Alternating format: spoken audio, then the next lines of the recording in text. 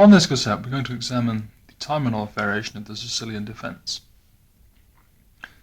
This arises after the moves e4, c5, knight f3, e6, d4, c takes d4, knight takes d4, knight to c6.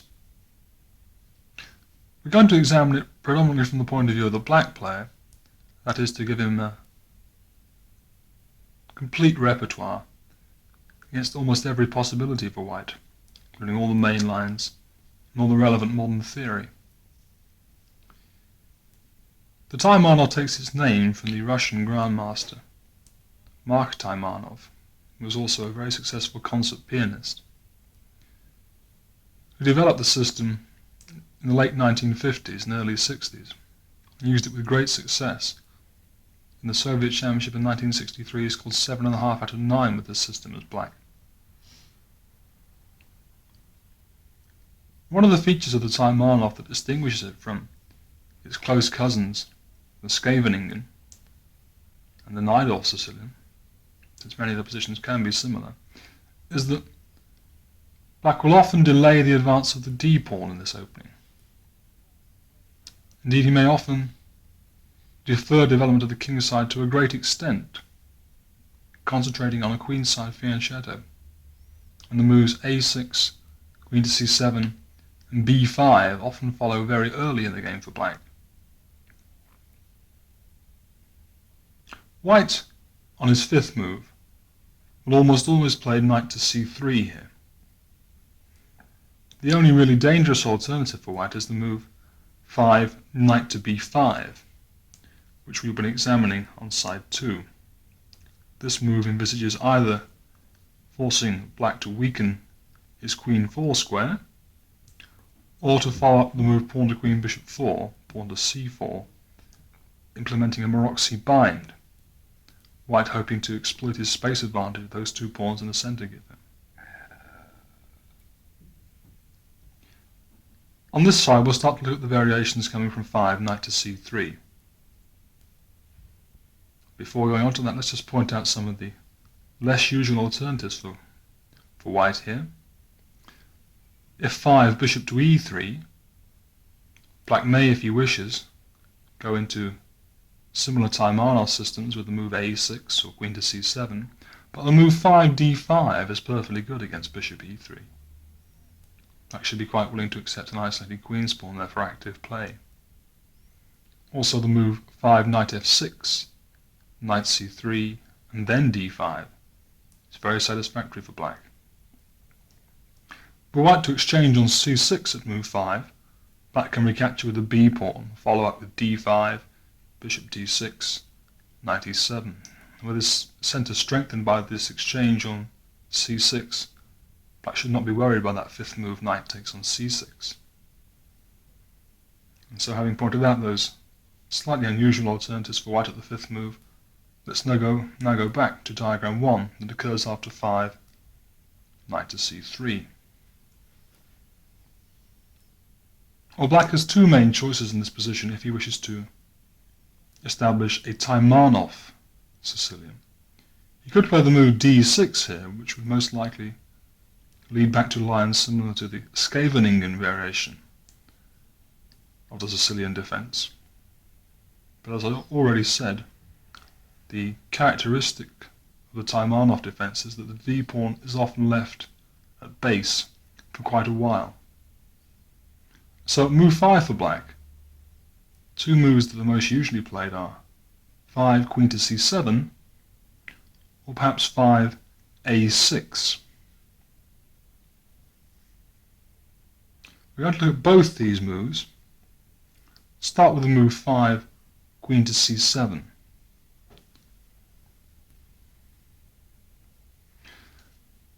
Now white has various systems of development at his disposal. A very popular one is to fianchetto the king's bishop here. Other ideas are to play bishop e3 at move 6, bishop e2 at move 6, or f4 at move 6.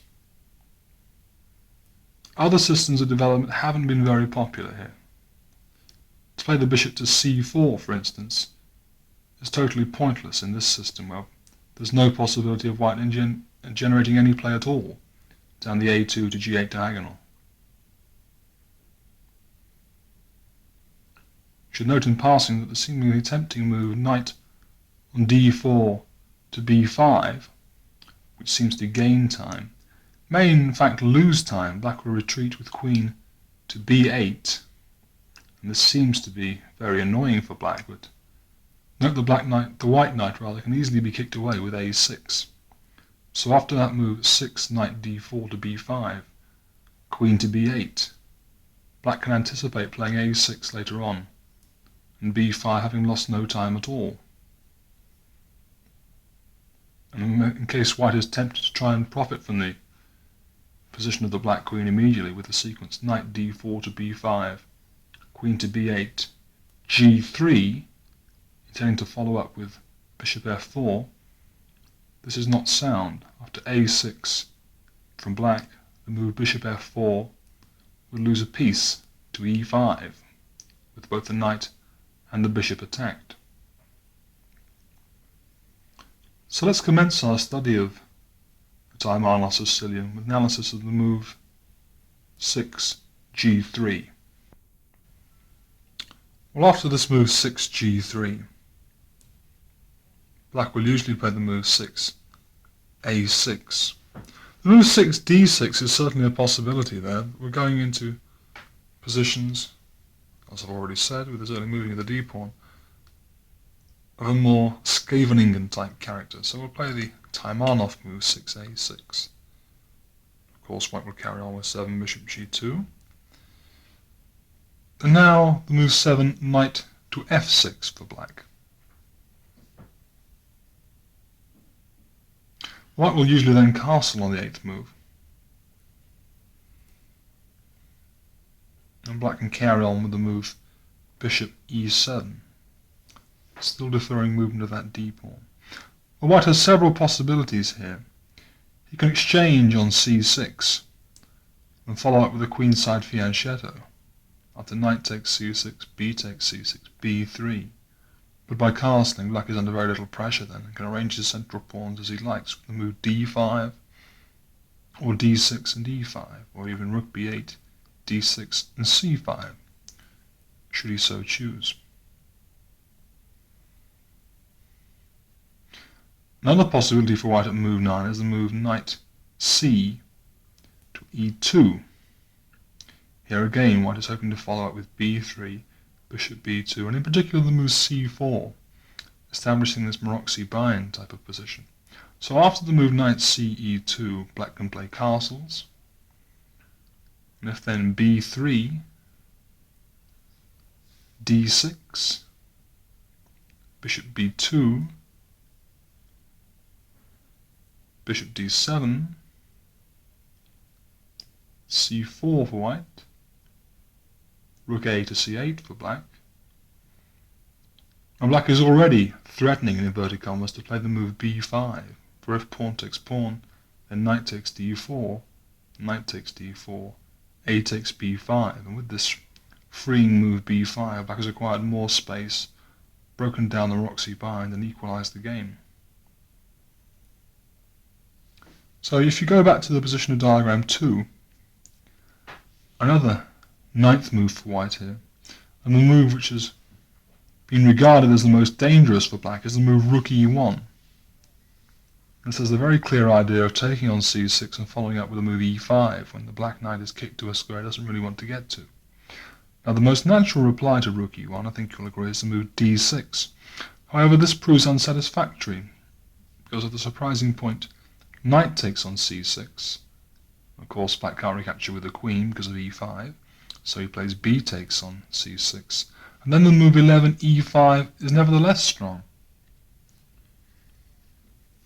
For if d takes on e5, then simply rook takes on e5.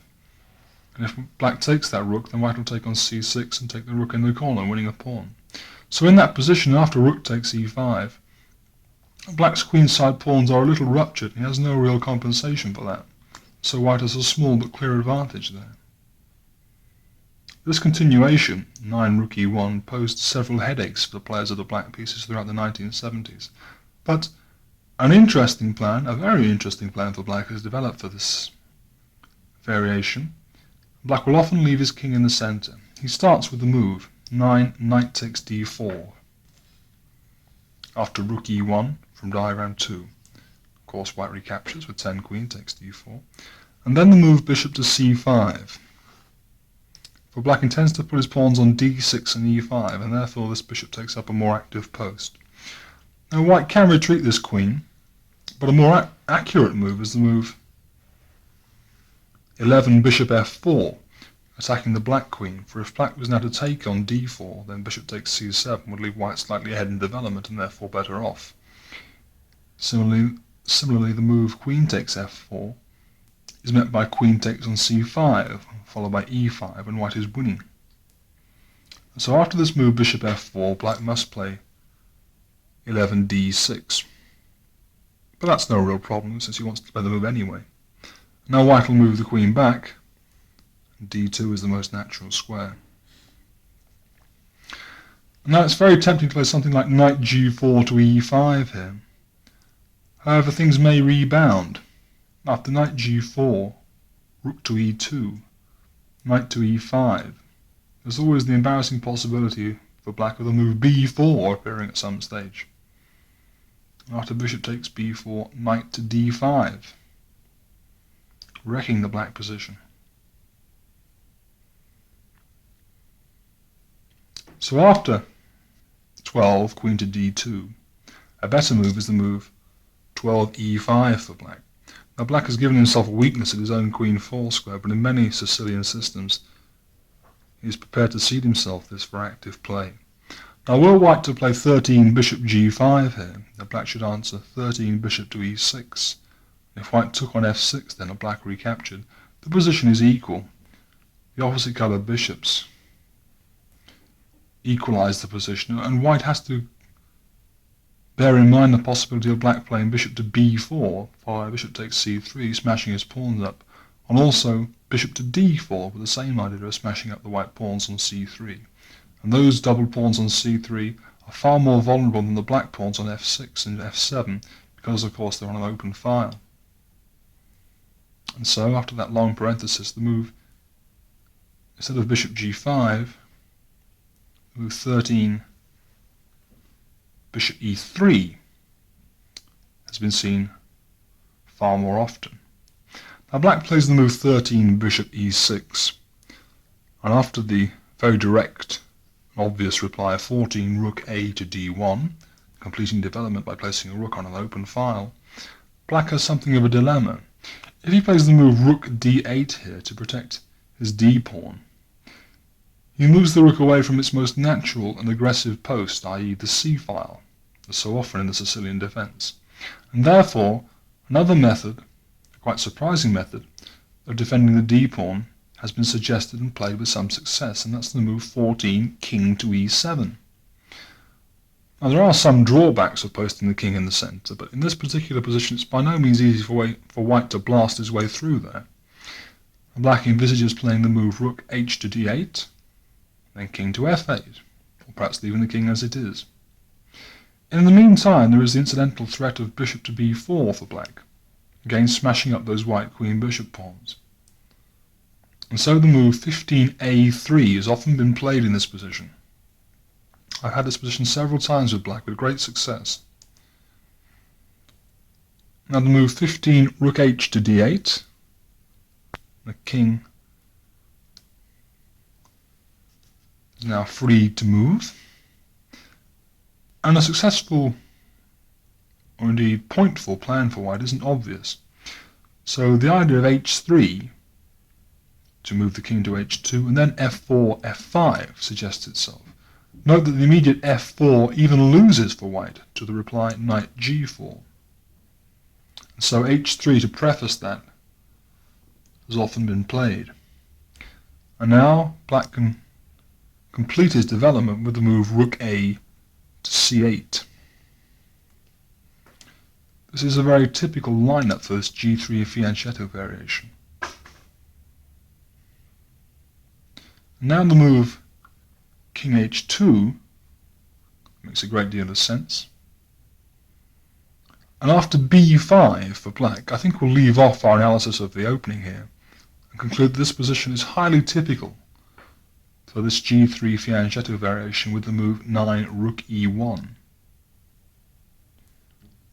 White has the possibility of going f4 and f5, but black is by no means worried by that, and as you will see in the illustrative games that we give in the booklet, he can absorb a great deal of pressure even when the white pawns have advanced as far as g5, and still be able to make a great deal of headway on the queen side.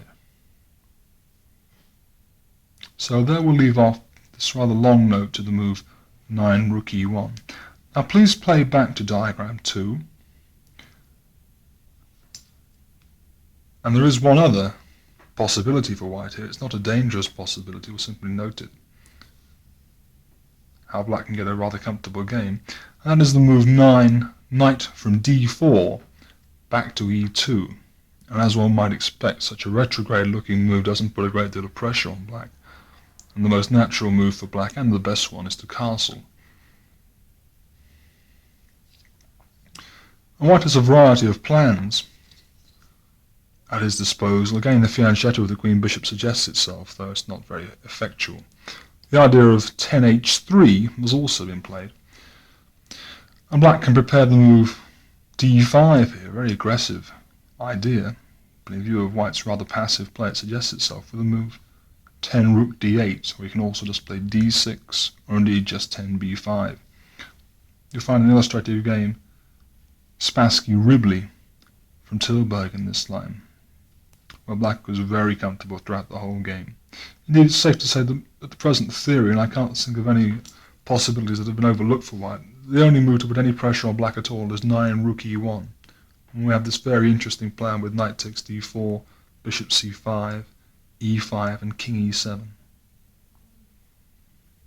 So with that we'll leave off our analysis of 6g3, a very popular move against the Taimanov system, and look at other developments of the white king bishop.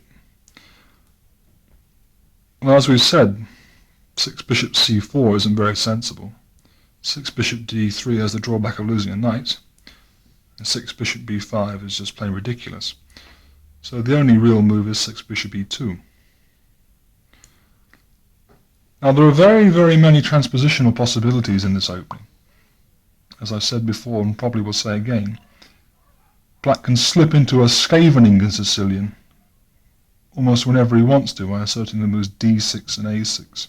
But again, we'll try and look at the distinct Taimanov treatment with the move 6a6 for black. And after this, white can either castle or play the move f4. Now f4 is an attempt to increase white's control of the centre, and also there may be attacking possibilities on the king side as in so many Sicilian systems. Let's look at 7 castles first.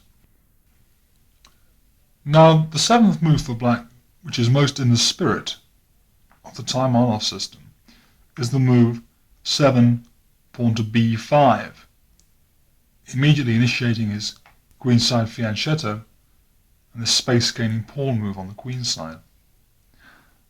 However, doubt has been cast over the correctness of this move b5 in this particular situation, because it seems that through a direct sequence of moves, white can exploit the fact that black is so far behind in development, the moves a6 and b5 not directly contributing to his piece development. That is the move 8, knight takes c6.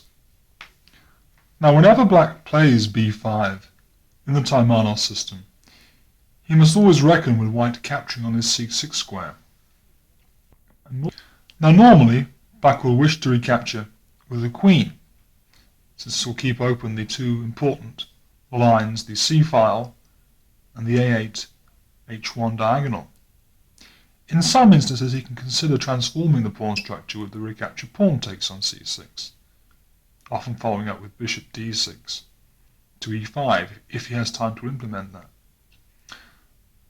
Black can consider recapturing with the pawn here, but then the move f4, according to theory and in my own practice, leads to the advantage for white. Recapturing with the queen, as I've said, is the most desirable move, but then the move 9 bishop f3 immediately threatens the move e5. Now this is easily parried by the move 9 bishop to b7 by black, and the immediate threat is parried. But after 10 bishop to f4, it is very hard for black to successfully coordinate his pieces, since he must always reckon with the possibility of a knight to d5 sacrifice by white, exploiting the fact that he is temporarily behind in development. After this move 10 bishop f4, black would like to just carry on developing by moving his king's bishop, his king's knight, and castling. To find a direct sequence where this is possible, however, is not easy. If, for instance, 10 bishop to c5, then e5,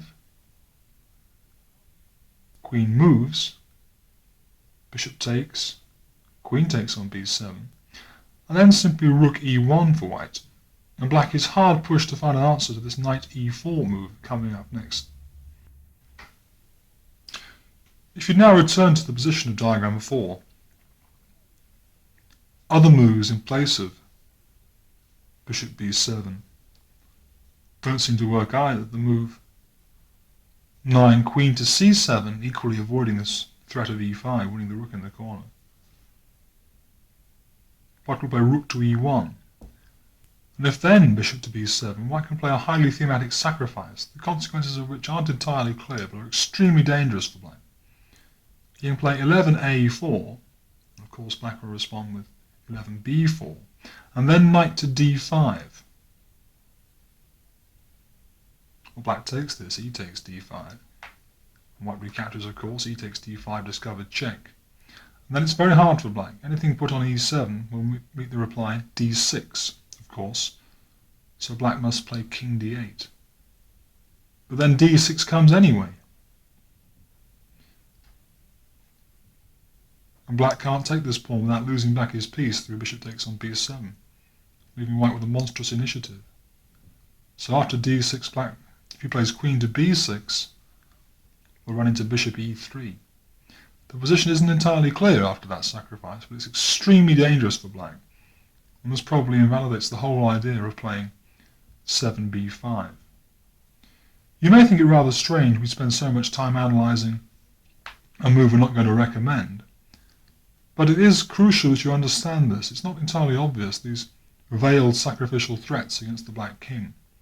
If you study the game Velimirovich, it's a difficult thing to say, Velimirovich versus Vasyukov, on the enclosed booklet, you'll see a marvellous sparkling example of white attack against this move b5. It's a shame because this would otherwise be a very thematic and desirable continuation for black.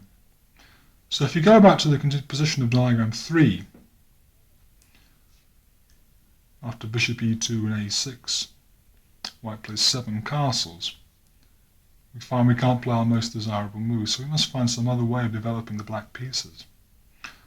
While the move knight g7 won't work to the flashy reply knight on d4 to b5, as I'm sure you can soon see, the move 7 bishop d6 also runs into this reply of knight d4 to b5, and you might amuse yourself by finding some of the variations there.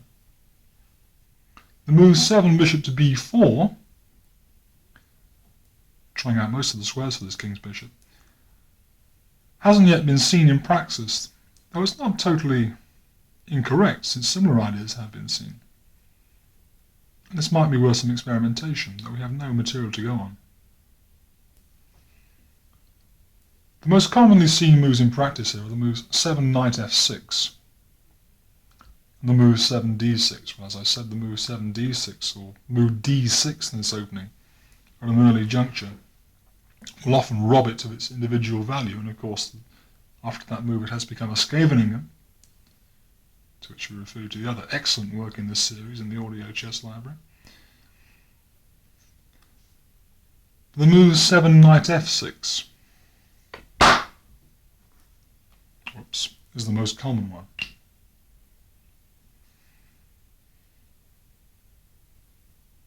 Now clearly white can't continue with 8 f4 here, since he will lose a piece at least. So the move 8 bishop to e3. So after 8 bishop e3, by analogy with the previous variation, where black played an early b5, if he plays now 8 b5, then knight takes c6 for white is advantageous, because clearly the recapture 9 queen takes c6 is impossible because of 9 e5, and black will get double d-pawns after knight d5. And so after 9 knight takes c6, black must recapture with a pawn. And then after 10 f4, white has a small but clear advantage, and on the booklet you'll see the games Plaskett Fuster and Janecek Anderson showing how white can increase this advantage. So from diagram 5, the only viable move for black to retain the Taimanov character of the opening is the move 8 bishop to b4. The moves 8 bishop to e7 and 8 d6 are perfectly playable, but with these moves black takes the opening into a Scheveningen setup, and this lies without the scope of this cassette. I should note that the moves 8 d6 and 8 bishop e7 may well be black's best long-term winning tries, because the move 8 bishop b4, though perfectly sound as far as the analysis goes, does lead to a somewhat simplified situation after a long sequence of moves, which one must memorize, I'm afraid, because accuracy is called for in this sequence.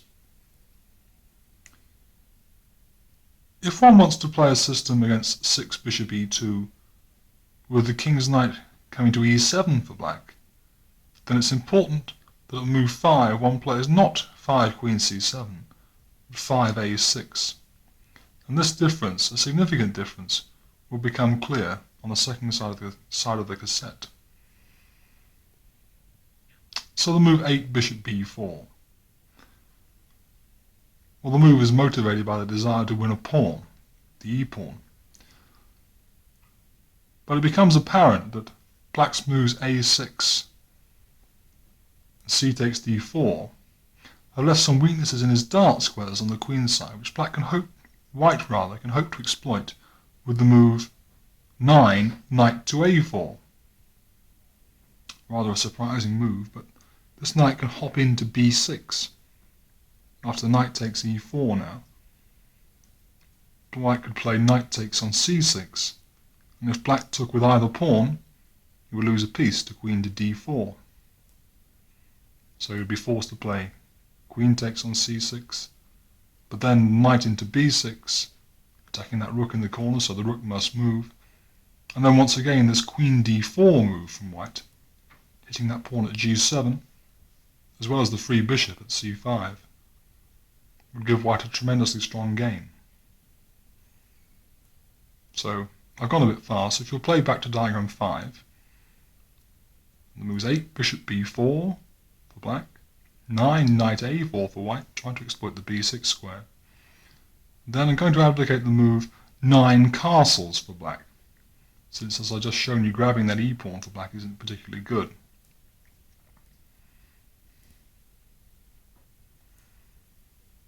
Well, white will usually carry on here with the move 10 knight takes c6. And after this, black does best to recapture with the b pawn. The recapture with the d pawn has been seen, but after the move 11 c4 for white,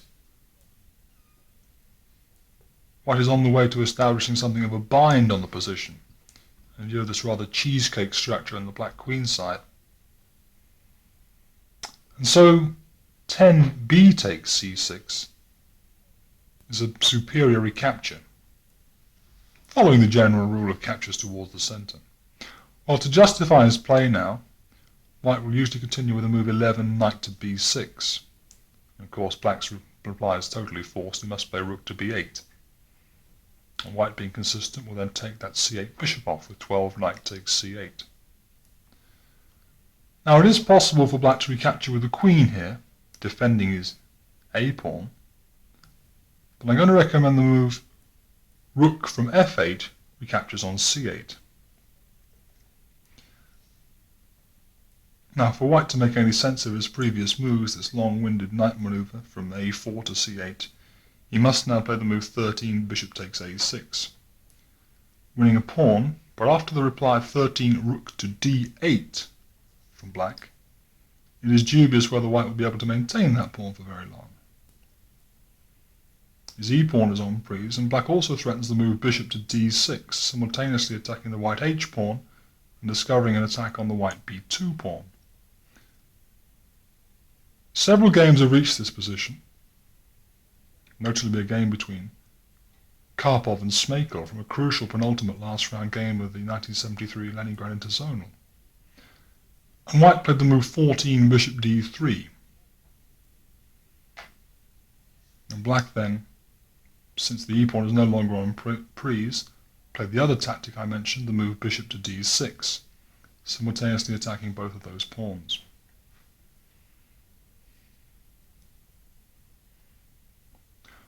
Well, white might well consider playing f4 here, and black's only correct reply then, I think you'll see, is the move 15 e5, and white might then press on with f5, but then rook takes b2 for black would leave the game very sharp. Now if white is going to try to make any winning attempt here whatsoever, it must involve a kingside avalanche with g4, g5. So he can play g4, and then black has sufficient chances in this sharp position by the following sharp sequence. Well, black must play very carefully in view of this impending deluge of pawns, and the correct move is 17 h6. Now for white to be consistent, you must play 18 h4. And that was a very accurate but rather surprising defensive looking move for black. And it shows up the point of when black played his rook to d8, move 13. That is the move 18 bishop to f8. Now the bishop gets out of the way of the d-pawn here, creating the possibility of d5 next move, which black will certainly play against almost anything else but the move 19 g5, attacking his knight. Whereupon we see another point of this curious looking move 18 bishop f8, and that it defends the black king side. Because after 19 g5, black has a very interesting move, and perhaps you'd like to switch off here and try and see what it is. A move which equalizes the game for black. Well, the move is 19 knight to d5. And we see how important now the interpolation of the two moves h6 and h4 were. For after 20, e takes on d5, another point of the bishop to f8 move is revealed, because black can play the move 20 e4, obviously attacking the white bishop at d3, and also attacking the other bishop through the threat of queen g3 check. I invite you to analyse this position yourself. The threat of queen g3 check is so strong that the position is going to come out with at least equality for black. An active rook at b2 could become very relevant in view of these overextended white kingside pawns.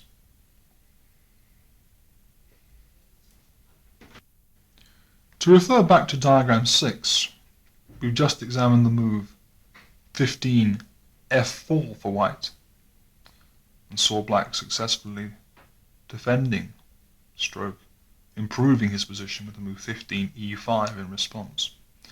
There is a rather more subtle move for white from that crucial position of diagram 15. That is the move 15 king to h1. Now after this move, which first occurred in the first game where the system was seen, the game Shmeikal-Karpov, I've already mentioned. Black cannot play bishop takes h2 because of g3 trapping his bishop. And to play rook takes b2 might be embarrassing in view of bishop d4 and smashing up with the black kingside pawns at f6. So the equally subtle reply, 15 bishop to e5, occurred in this game. Well, white has once again to reckon with the loss of a pawn. He must lose a pawn somewhere. So the move 16 c3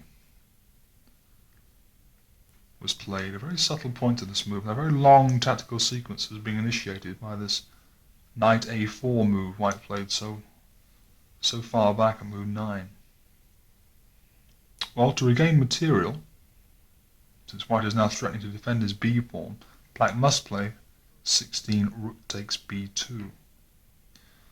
And now the move 17 queen c1 is very subtle for white. He defends his c pawn and thus threatens the move f4 followed by e5, winning a piece. And so black has to be very careful. To retreat that attack rook would just allow f4. Perhaps once again I invite you to switch off here and try and see if you can find a way for black to solve the tactical problems of this position. Well, the only move is 17 knight to g4. Because now, if queen takes b2, black gets his bishop off the crucial diagonal by playing bishop takes c3, attacking the white queen and threatening mate at h2. This is a very clever way of defending the rook. However, the tactics aren't over yet. White can continue with the move 18 f4. And once again, two black pieces are en prise. So the only solution now for black is the move 18 knight takes e3. And if white took that knight now, with 19 queen takes c3, black could safely take the c pawn and be better. And so the correct move for white is 19 queen takes b2. And once again, black must be accurate. The obvious move, 19 knight takes f1, would lose.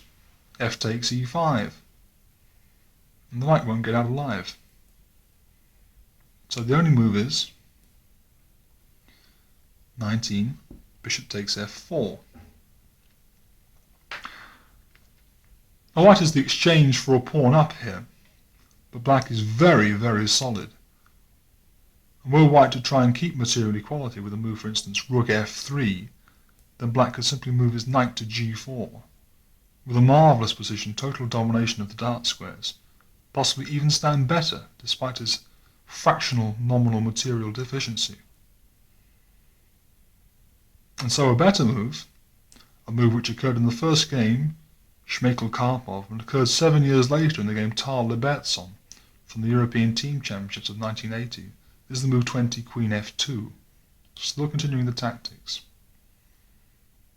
Well, of course, black loses no time in re-establishing material parity with the move knight takes f1, and white takes back, the rook takes f1. Now things aren't so easy for black here. If you play bishop to d6, that would allow queen takes f7 check, king h8, e5, and due to the back rank mate threat, black would lose. So here again, black must be accurate at move 21. And the best move is 21 g5. Well, clearly white, who's a pawn down, must play the move 22 g3 to kick this black bishop and try and regain the f7 pawn. And now a further subtlety for black. Move 22 queen d6, ignoring the attack on his own bishop, but attacking the white bishop in counter-attack, and also controlling the important f8 square incidentally. Well, white will now move away his attacked bishop, let's say to e2, as occurred in this game Tal-Libertson. Then of course black has no option but to play bishop e5, threatening f6, so white must take on f7 with check. And after king to h8, the position is equal. The opposite colour bishops emphasise the drawish nature of the position, but black must still be quite accurate in view of the fact that his king is a little open. The game tailor bets on continue 25 rook d1, queen to c7, 26 bishop to g4, and now the bets on accurately liquidated with the move d5, emphasising my earlier remarks about the delayed advance of the d-pawn in this opening. Tailor plays 27 queen takes e6, but after 27 bishop takes c3, e takes d5, c takes d5. The opposite colour bishops ensure black the draw.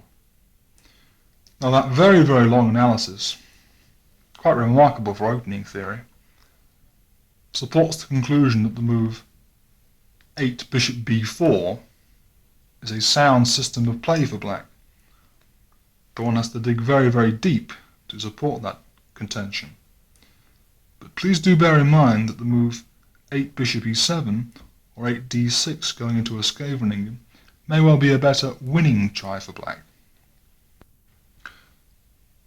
So that lengthy analysis dealt with one of the theoretical headaches, so to speak, for black in this opening. There's an effective aspirin we've given him there to hold up the whole opening. The variation 6, bishop e2, a6, 7 castles. Now to go back to diagram 3, if white plays the move 7 f4, then black is not so hazardously placed vis-a-vis some of these knight d5 sacrifices we saw in the game Velimirovich, still difficult to say, Vazukov, which occurred after 7 castles later on.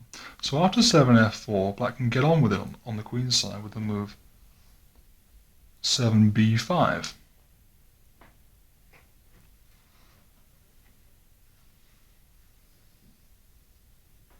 Now castling is still impossible for white after this move f4, as I'm sure you can very easily see.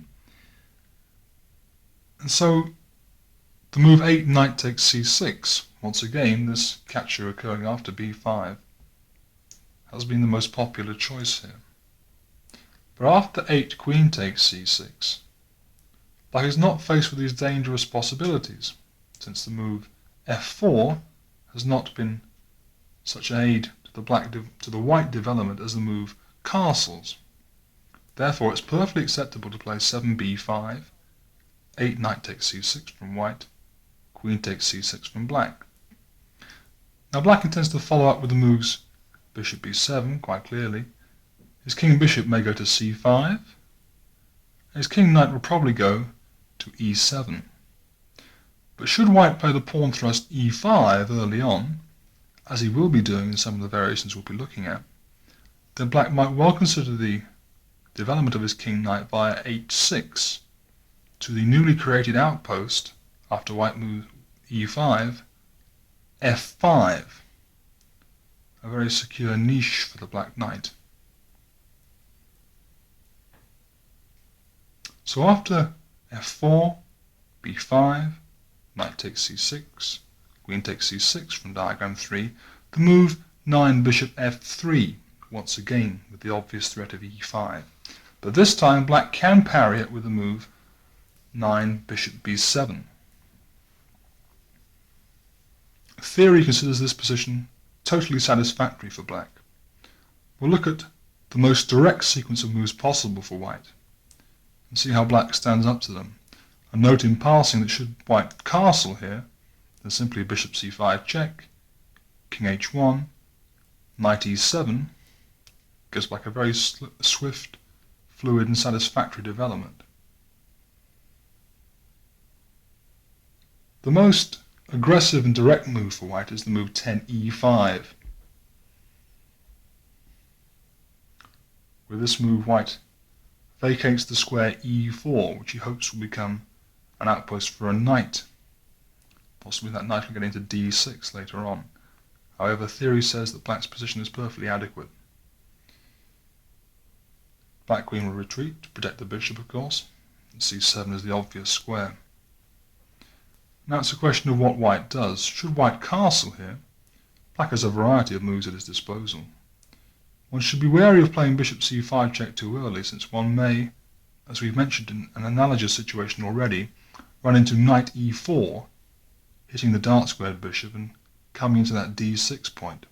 So after castles, the move knight h6, for instance, is adequate for black. Also the move rook to d8, still deferring kingside development, but preparing to undermine that e5 pawn with the move d6. Instead of castling at move 11, white can try to have a go at black, as it were, with the move 11, knight to e4, exploiting the fact that he now has this knight outpost available to menace black from. Well, I think the most accurate move for black now is once again this move preparing to undermine the e5 outpost, rook to d8.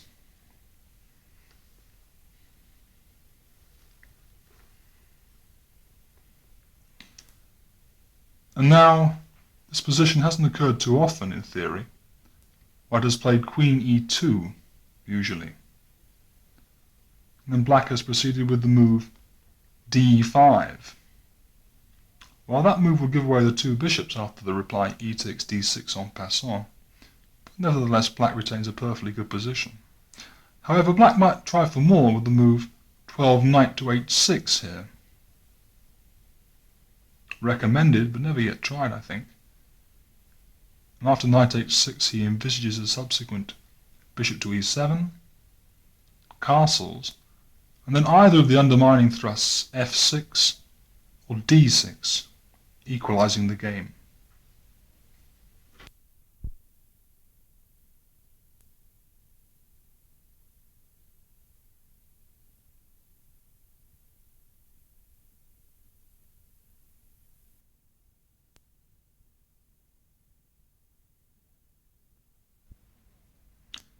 From diagram 3, let's continue our discussion of the move 7, f4. And remember we said the move 7, b5 was perfectly adequate now for black. And after the knight exchange, knight takes c6, the recapture queen takes c6, the move with the threat 9 bishop f3, the defense and developing move 9 bishop b7. We looked at the move e5 as the most direct possibility for white. And after queen c7, I then suggested knight e4 as the most direct for black, for white rather, and the defense rook to d8. Instead of knight to e4, move 11, I'd like you to consider the move 11 castles here, where white doesn't continue in quite so blunt a manner, but completes his development. And now, bearing in mind my earlier comments about what e5 does to the position, the move 11, knight to h6. Not so bad, a knight on the edge of the board, not so bad in this instance, it has a future at f5. While the master himself, Taimanov, handled this position in his game with Janosevich from 1970, tournament in Holland, and white continued from this position 12 bishop to e3, a natural developing move.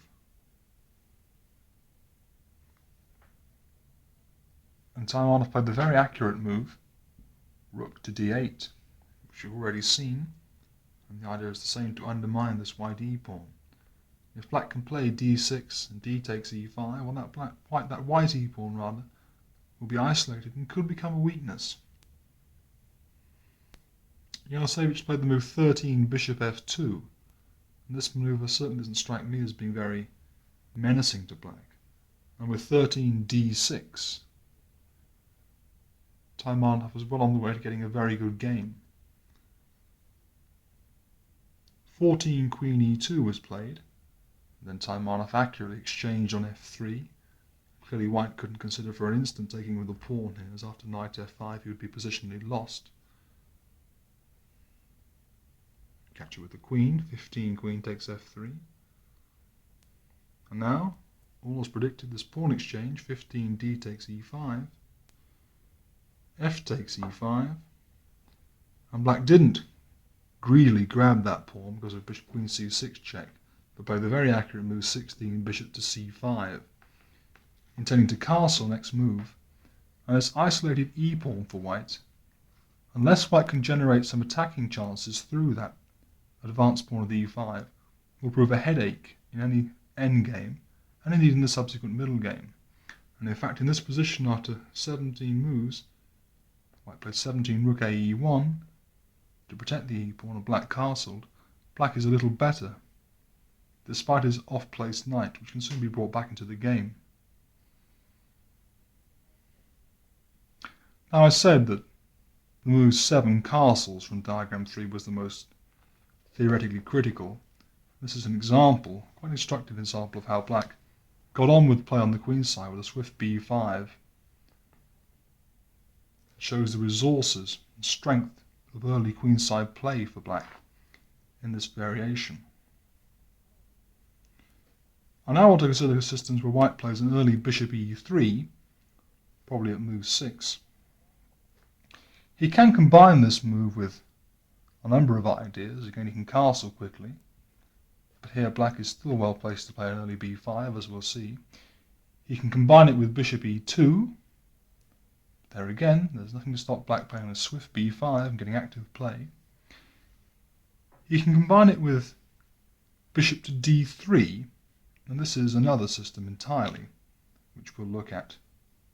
This indeed is what gives bishop e3 its theoretical independence in conjunction with such moves as f4 or bishop e2 and castles. It's very similar to the lines we just looked at from diagram 3. So please go back to diagram 1 and play the moves 5, knight c3, queen c7, 6, bishop e3, a6. Now I said that the move 7, bishop to d3 now was the move which gave bishop e3 its theoretical independence. But if we look at it in conjunction with the move 7, bishop to e2, there are still some very interesting lines. By now you won't be surprised to hear that black carries on with 7, b5, and the best reply is knight takes c6 for white. Were white to play simply a3, then bishop to b7 gives black a very comfortable game. So the move 8, knight takes c6, queen takes c6,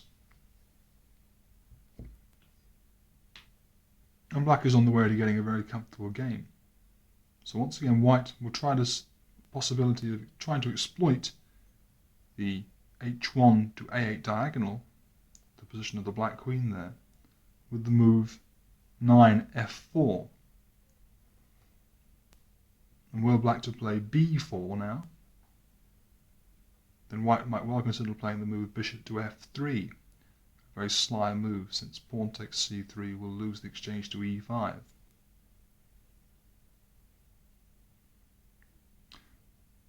This position, after f4, is diagram 7, and black has a very interesting tactical possibility here. He can play the move 9, bishop to b7, which is entirely satisfactory from the point of view of theory. But he can try for more, with a very interesting move here. Perhaps you'd like to switch off and try and see what it is. Well, the move is 9, bishop to a3. Quite a remarkable tactical try. And if white simply plays rook to b1, black can just play bishop takes b2. So white really has only 2 moves here. He can play either pawn takes on a3, or the more tricky move bishop d4, after which play becomes quite intricate. But if you simply memorize the not too difficult sequence of moves, you'll see that black emerges with a superior game. Note in passing that after bishop a3, the move knight takes b5 is met by a takes b5, And if pawn takes a3, then queen takes e4. And if then king f2, with the idea of bishop f3, black can play the very active move rook takes a3, with a very good position. So back to diagram 7 now. Adding the move 9 bishop a3 for black. And let's look at the move 10 bishop to d4 for white first. Well, now that bishop on a3 is on prise, so the only sensible move is 10 bishop takes b2. And for white, the only sensible move, the point of his last move, is play becoming very sharp now, is the move 11 knight takes b5. But black need not be worried by this tactical sequence. If he continues accurately, he emerges with an extra exchange and a better position. After knight takes b5, black should play bishop takes on a1.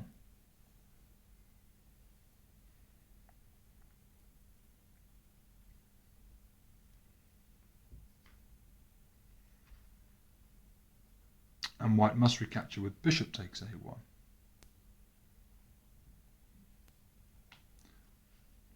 And then black plays a takes on b5. And he is temporarily a rook up. Well, in such a situation, white can't dally, so he must play the move 13, bishop takes on g7. But now black can demonstrate an advantage in this rather wild position that has blown up as a consequence of the move bishop a3. He can play the rather surprising move 13 knight to f6, giving white a choice of the rook or the knight to take. To take the rook allows black to play knight takes e4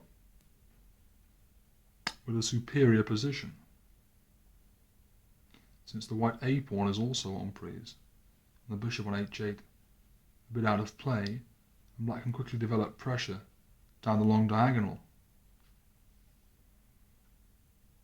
So the best move here for white is to carry on with bishop takes f6 rather.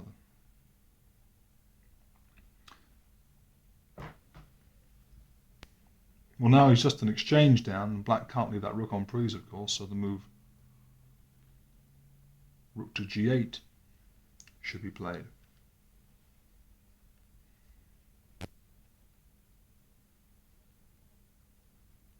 Well, white can castle now, and the position is still quite dangerous for black. He has only one extra pawn for the exchange. White has the rather clever threat here of bishop takes on b5, since when black goes queen takes on b5, white can play queen to d6 with unstoppable mate on the e7 square.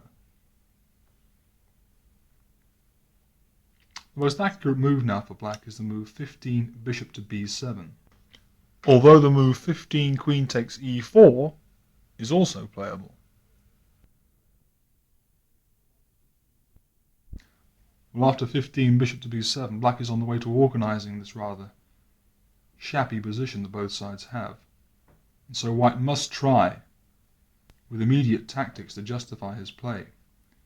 So the move 16 bishop takes on b5 is white's best chance, because once again black can't take that bishop because of queen to d6 and mate. But by simply continuing now with queen to c5 check, king to h1, and then bishop to c6, black will neutralise white's initiative and be left with a material plus, since white will find it impossible to keep all of his weak pawns at e4, c2, and a2. Now that is a very complex sequence, and once again we find this regrettably in opening theory, that whereas in most lines it's sufficient merely to understand the positions that arise, in certain situations when play becomes sharp as a result of the very best moves for both sides, one simply has to memorize. Let's go back to diagram 7 now and examine for white after 9 bishop a3 for black. Instead of the move bishop d4, you can get that very funny position we just saw there. Instead of that, the move pawn takes bishop. Well, clearly there's no choice for black then. He must play queen takes knight check. And white too, the most consistent move is king to f2. And black can hope to profit from the rather mangled queenside pawn structure for white and the slightly misplaced king with the move knight f6, attacking the e pawn. While white must defend with bishop to f3, and black continues very naturally with a developing move with the threat, bishop to b7.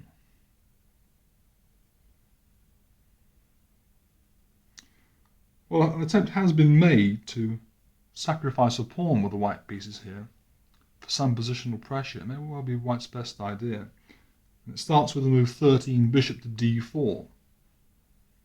Black has no time for taking the e-pawn. He must move his queen, so to justify that very strange move 9 bishop a3, he now takes on a3. 13, queen takes on a3. Now that e-pawn is en prise. e5 would now achieve nothing for white with the reply knight to e4 check. So his only try is this move 14 queen to d3, offering an endgame, which black should take now with 14 queen takes d3, c takes d3. And white argues that though he's a pawn down, he has the two bishops, total sway over the dark squares, and possibilities along the c and b files. I'm not sure it's an argument one should totally believe, but he certainly has some compensation for this pawn here. The continuation 14 castles, 15 castles, I beg your pardon, 16 rook h to c1, occupying that open file. Black should now contest it clearly with a rook to c8. Let's play the king's rook, rook f to c8. And white does have some compensation for the pawn, but black should be taken for preference. That's a very interesting sharp continuation that arises from the bishop e2 and bishop e3 setup.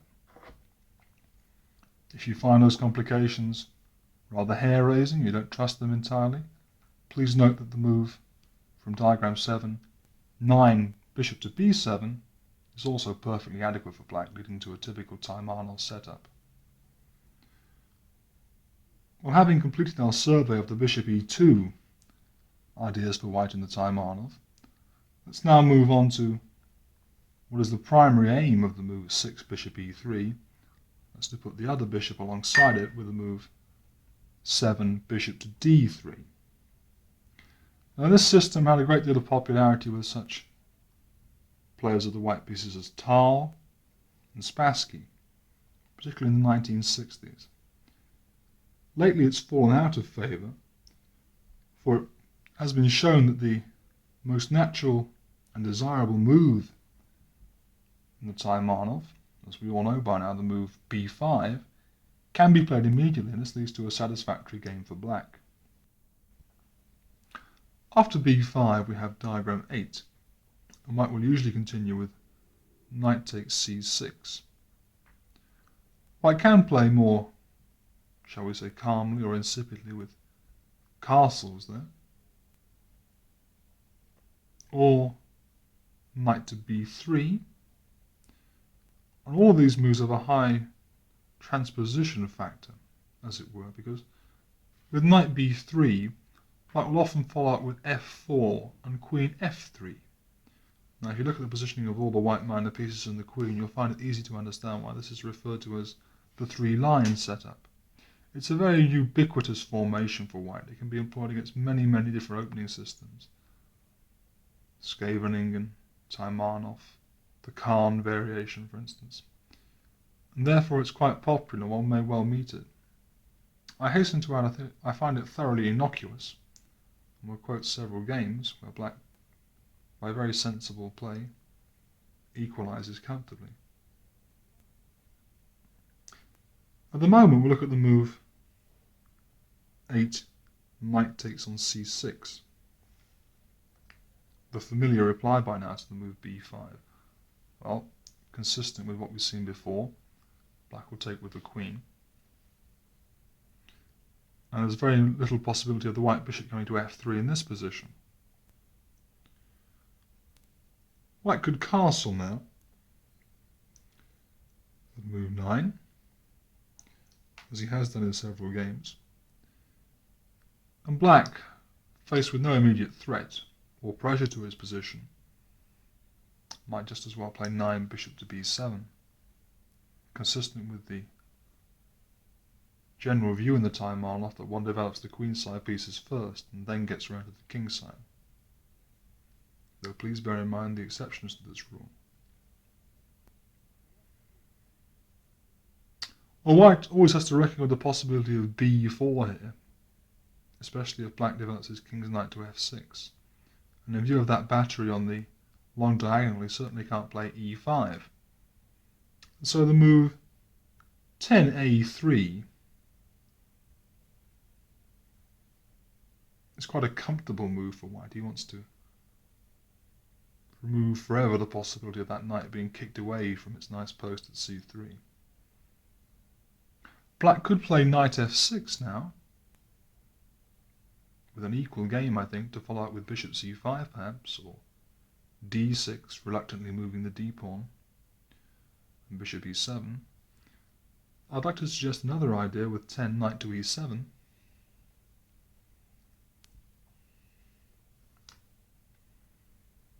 And black can play this knight to g6, obviously, follow up with bishop e7, or perhaps bishop c5. From g6, the knight is very well placed to defend the kingside, as you'll find in the later section of the cassette, when we discuss the systems with the knight coming to e7 very early on, at move 6 for black. After that move, 10 knight e7, white will find it hard to find any effective method of mounting pressure on the black position. If, for instance, f4, that black might well consider exploiting his battery on the long diagonal by playing knight to f5, answering bishop f2 with bishop c5 with a very swift and satisfactory development.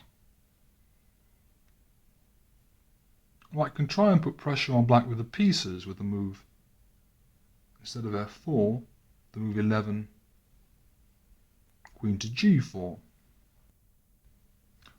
With this move, white hopes to make it difficult for black to develop his kingside pieces, but a simple analysis shows that with the reply, the most natural and the best reply, 11 knight to g6, black will experience no such difficulties. White carries on with the move 12 f4, then bishop to c5 is a useful developing move. The exchange of the dark squared bishops will do black no harm at all. Indeed, with less pawns in the centre at the moment, it will slightly ease a cramp on his position. The move bishop e7 would be desirable under normal circumstances, but might well run into the embarrassing reply f5, if not here, then possibly at some later stage after black had castled kingside. So the move 12 bishop to c5 is all round very desirable for black. In a game between Yugoslavian Grandmaster Minitz and Taimanov, the master himself from the 1970 Interzonal, white now took on c5, and black recaptured with check, and white played king h1.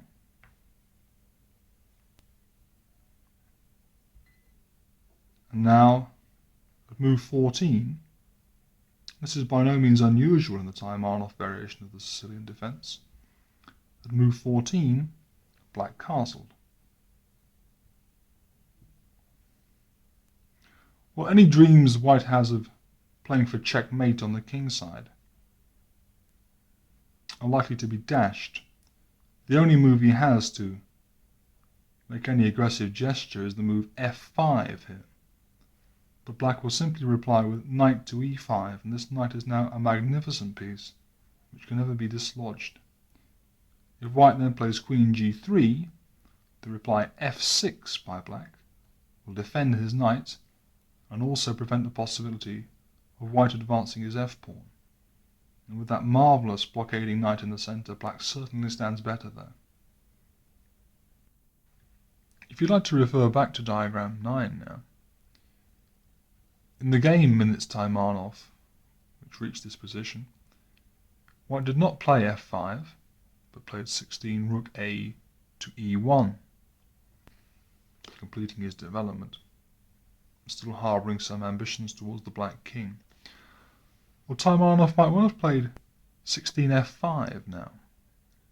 f5, a move designed to open up the long diagonal for black, and had white then exchange with e takes f5, black would recapture with e takes f5, and white would probably move his queen to g3 there, to prevent that black knight coming into h4.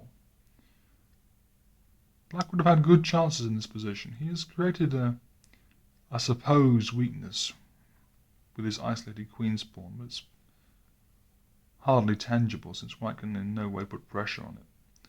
Black might have continued here by putting a rook on the e file, or waiting with bishop to c6, or perhaps rook to f6, a rather more ambitious move.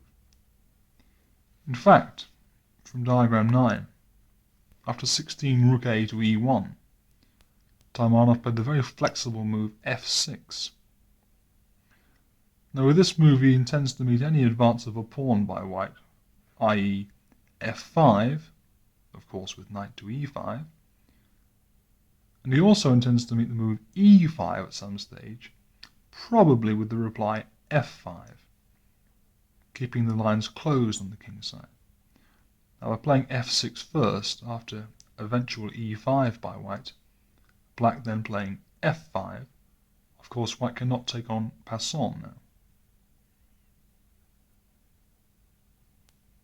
This is an example of white playing 8 knight takes c6 in this line, and black being put under not too much pressure. We'll now consider a few examples of this so-called 3-line setup. As I said, it's very popular because it's a lazy device for players of the white pieces. They don't have to learn much theory and can employ it against a number of setups. White can introduce this, let's say, with the move 8a3, not really necessary, or the move 8 castles, or most likely the move 8 knight to b3. But from diagram 8 we're now looking at 8 knight to b3. Black would like to play 8 bishop b7 now, consistent with the Taimanov philosophy, but he might run into the annoying move 9 knight to c5 there, which might force the bishop back to base, or otherwise black would have to play bishop takes c5, which he doesn't want to do. So it's as well to preface that with the move 8 d6, ensuring control at c5. Well, now white will usually castle, and now the position is slightly different from a Taimanov since we played this d6 move. So let's develop a kingside piece with the move 9 knight to f6. Well, white carries on almost regardless of what black does with the move 10 f4. As we said, he's intending to follow up with queen f3. So after f4, black can play bishop to e7. After the projected 11 queen f3, the move bishop to b7. And now, of course, any idea of e5 for white is totally ruled out.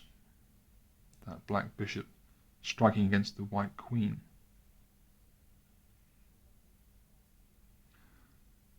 Well, white hopes to white hopes to attack the castled king when black goes kingside with moves such as rook a e1, queen to h3, then hopefully e5, opening up the e and f files with the very aggressive possibilities against the black king. So white's next move, 12 rook a to e1, forms part of that idea. Black, however, is under no obligation to castle kingside immediately, and indeed he may consider deferring this as long as possible and see if he can undertake something profitable meanwhile with his king still in the centre, since ideas such as queen h3 and e5 don't make too much sense if there's no king over there in the top right hand corner for white to attack.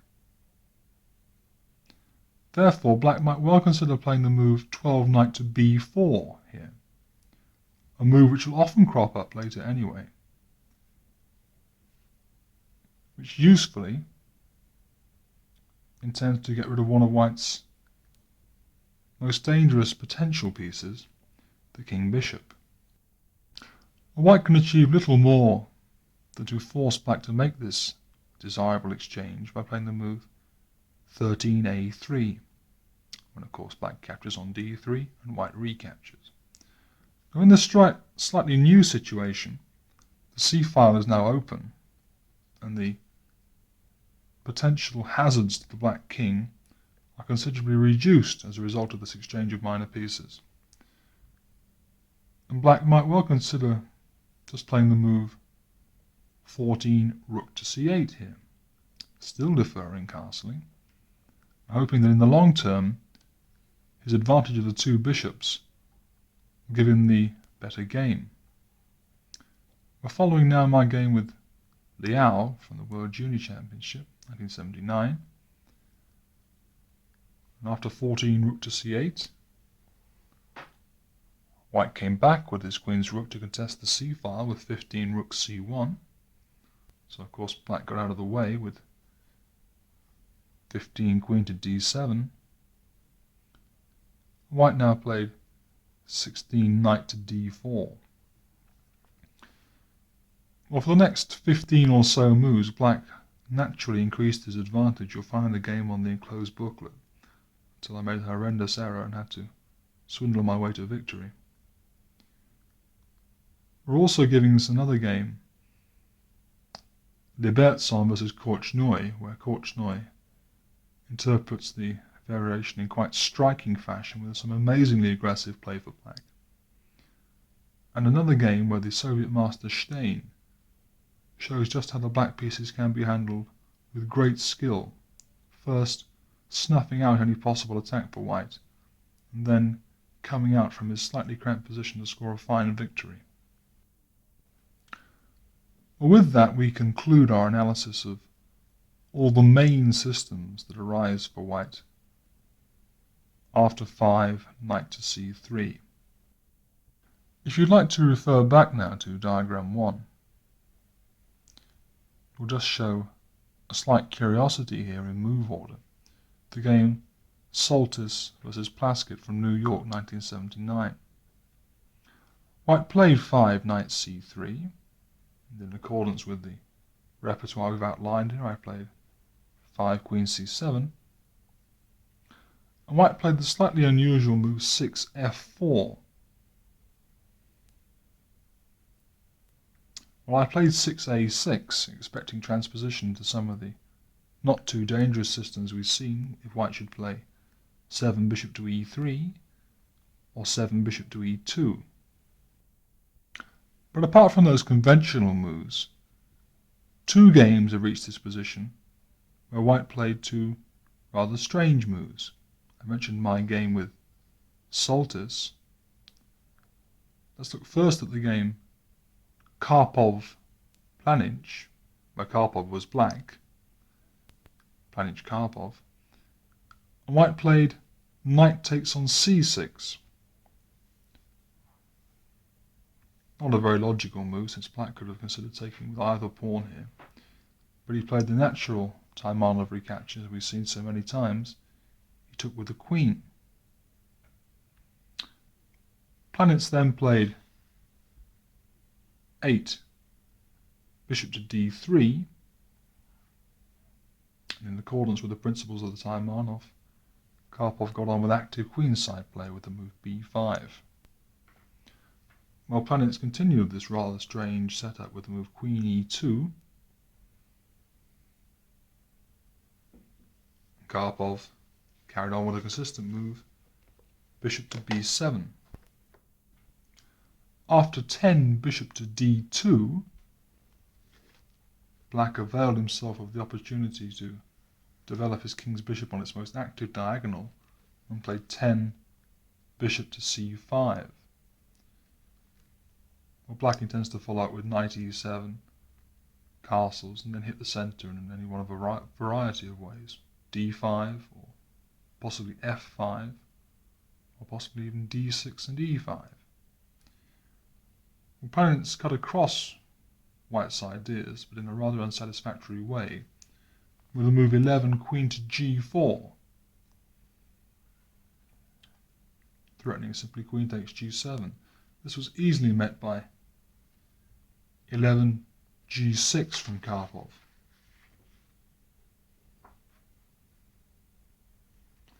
Opponents now continued with 12a3, but this very strange mishmash of systems he'd employed was no problem to Black at all. Karpov struck out actively now with the move 12f5. Planets took on f5, and Karpov recaptured with the e-pawn, and we see now tremendous possibilities for Black on these two long diagonals. While planets retreated, that attacked queen to e2 with check, as you might expect, and Karpov very alertly played a winning move here. He played king to f7.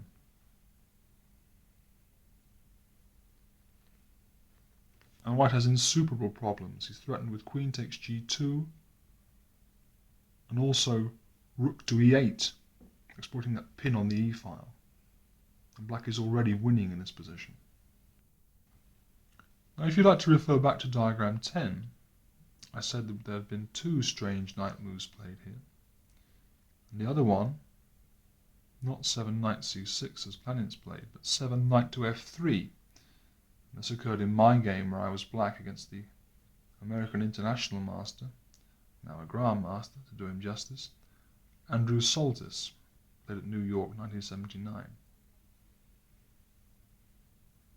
The move had occurred before that, and Black had continued in classical Taimanov fashion with b5, and after bishop to d3, followed by castles and king h1, White did develop a winning attack in a game Lutikov versus Tarjan from 1976.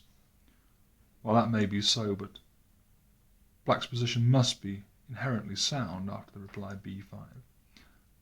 I knew of this game, but over the board I was struck by an interesting idea. I played the move 7 bishop to c5. Slightly unusual so early on in the Taimanov. Black must reckon with the possibility of e5 and knight e4 picking up this bishop.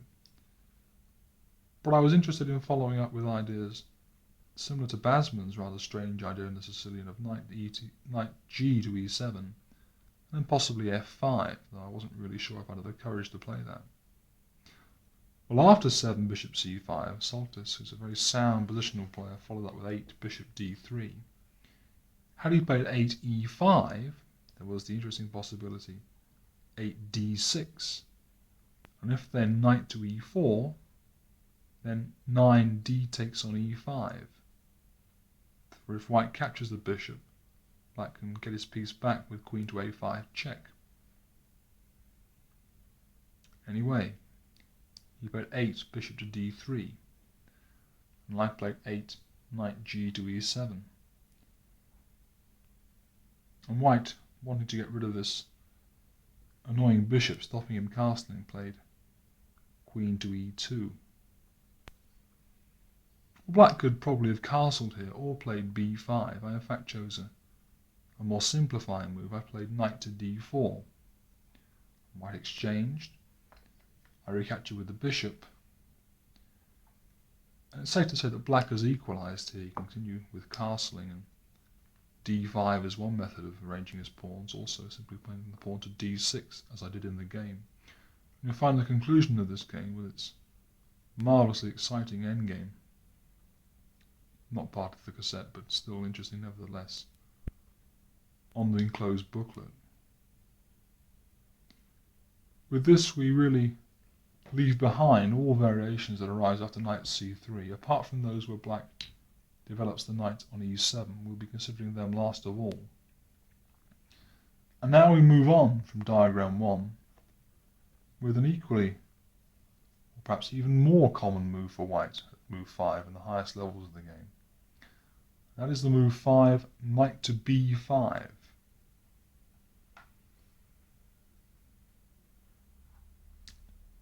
Now this move flaunts an opening principle in that it moves a developed piece twice. But nevertheless, it does have a concrete idea to follow it up with. Two ideas this move has been played in conjunction with. Two totally distinct ideas. Black will almost certainly play d6 now, to avoid the invasion of a knight. Note that the move d5 is not possible there because of e takes d5, e takes d5, queen takes d5, picking up a pawn. Otherwise it would be very good. So 5d6, and the two ideas now are for white to play either 6 bishop f4, a move that was very popular about 1970 when Fischer scored some successes with it in his match with Taimanov himself, and another idea entirely, the move 6c4. Now the first of these moves, the idea is to weaken the black pawn structure, to force black to play e5. And when the white queen bishop moves it may later appear at g5 to take off a black knight at f6, inflicting several weaknesses on black. A backward queen pawn on an open file, a weak queen 4 square, double king bishop pawns. But since then some important discoveries have been made, not only in opening theory, but also in chess strategy in general. And it was found that black could often, in similar variations of the Sicilian defence, inflict those kinds of weaknesses upon himself and still be left with a very active middle game as compensation for those weaknesses. Well, having given some of the outlines of the ideas behind the move 5 knight b5, let's now look at an example of this first idea. I'm trying to weaken the black pawns. So after 5 knight b5, d6, move 6 bishop to f4. Well,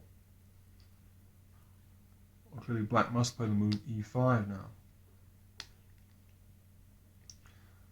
And then the attacked white bishop will retreat to e3 most likely. Now if black plays knight f6 here, then that bishop will re-emerge at g5. And even though that's already the third move of that bishop, black can't avoid the doubling of his king-bishop pawns in that position. As I said, that isn't fatal for black, but one can avoid that by playing for black after bishop e3 the simple move a6. This attacked white knight must retreat, of course. We'll look at both retreats. After either of them, black has a fine game. So knight from 5 to a3 first. And then black should simply play knight to f6. Well, this attacked e-pawn must be defended, and the most natural move is 8 knight to c3. And then black can continue very actively with the move b5, gaining space on the queen side, taking away the c4 square for white, and also threatening b4. So white is forced almost to continue with 9 knight to d5. Now black could play the rather passive move rook to b8 here, with an equal middle game, More interesting variations arise after the move 9 knight takes on d5. White rather plays 10 e takes d5. Black plays knight to e7. Since this knight is going to pop out at f5. An interesting sequence of moves now is for white to play 12 c4, trying to profit from the earlier movement of the black queenside pawns, and black then ignoring that by playing the immediate knight f5, and sharp play can occur. To take on b5 now, we're allowing knight takes e3, f takes on e3, and then queen to h4 check.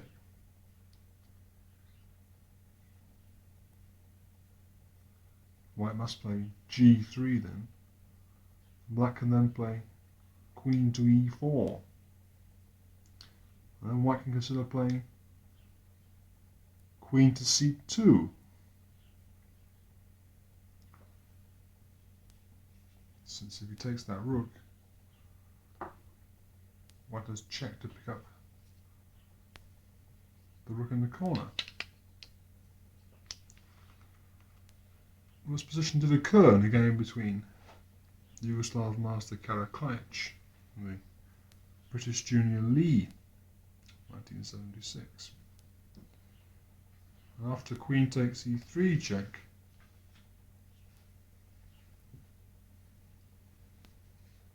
bishop to e2,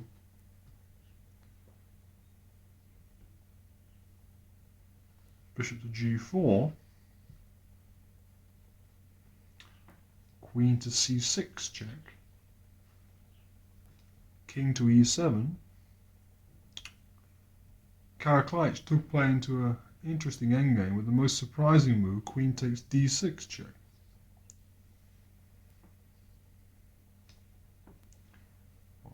Little option for black, he must play king takes d6, and then of course knight to c4 check. And after king to c5, knight takes on e3, bishop takes on e2, king takes on e2, and finally black took on b5, the king, I believe. We were left with a most interesting endgame following that very exciting sequence of moves.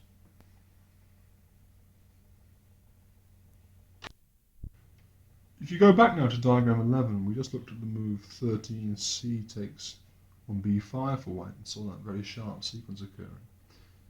The game Fischer-Pachmann from 1960, Fischer retreated that attack bishop from e3 to d2 from diagram 11. Pachmann then continued in gambit fashion with the move 13 bishop e7. This position has many similarities with the Pelican variation of the Sicilian defence.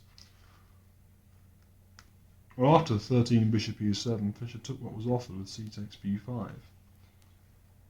Pachmann played bishop to f6, quickly posting his pieces to very active squares at the cost of one queenside pawn. Fischer played 15 bishop to e2. Pachmann, still playing in a very energetic vein, played e4.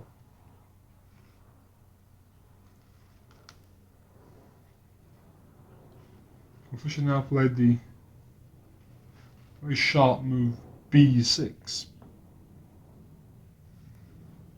hoping to follow up with b7, some variations.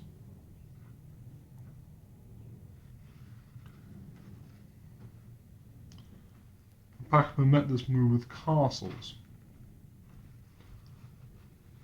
And after 17 knight to c4 from Fischer, trying to hang on to that b6 pawn, Pachmann rounded the pawn up with the move 17 bishop d4.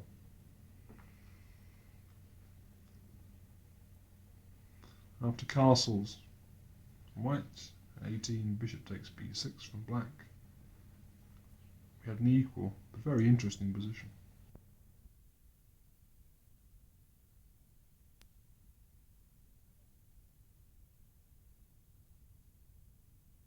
So to continue our discussion of the 5 knight b5 variation of the Taimanov, And after the moves d6, 6 bishop f4, e5, 7 bishop e3, a6, we're now considering the alternative retreat of the knight to c3.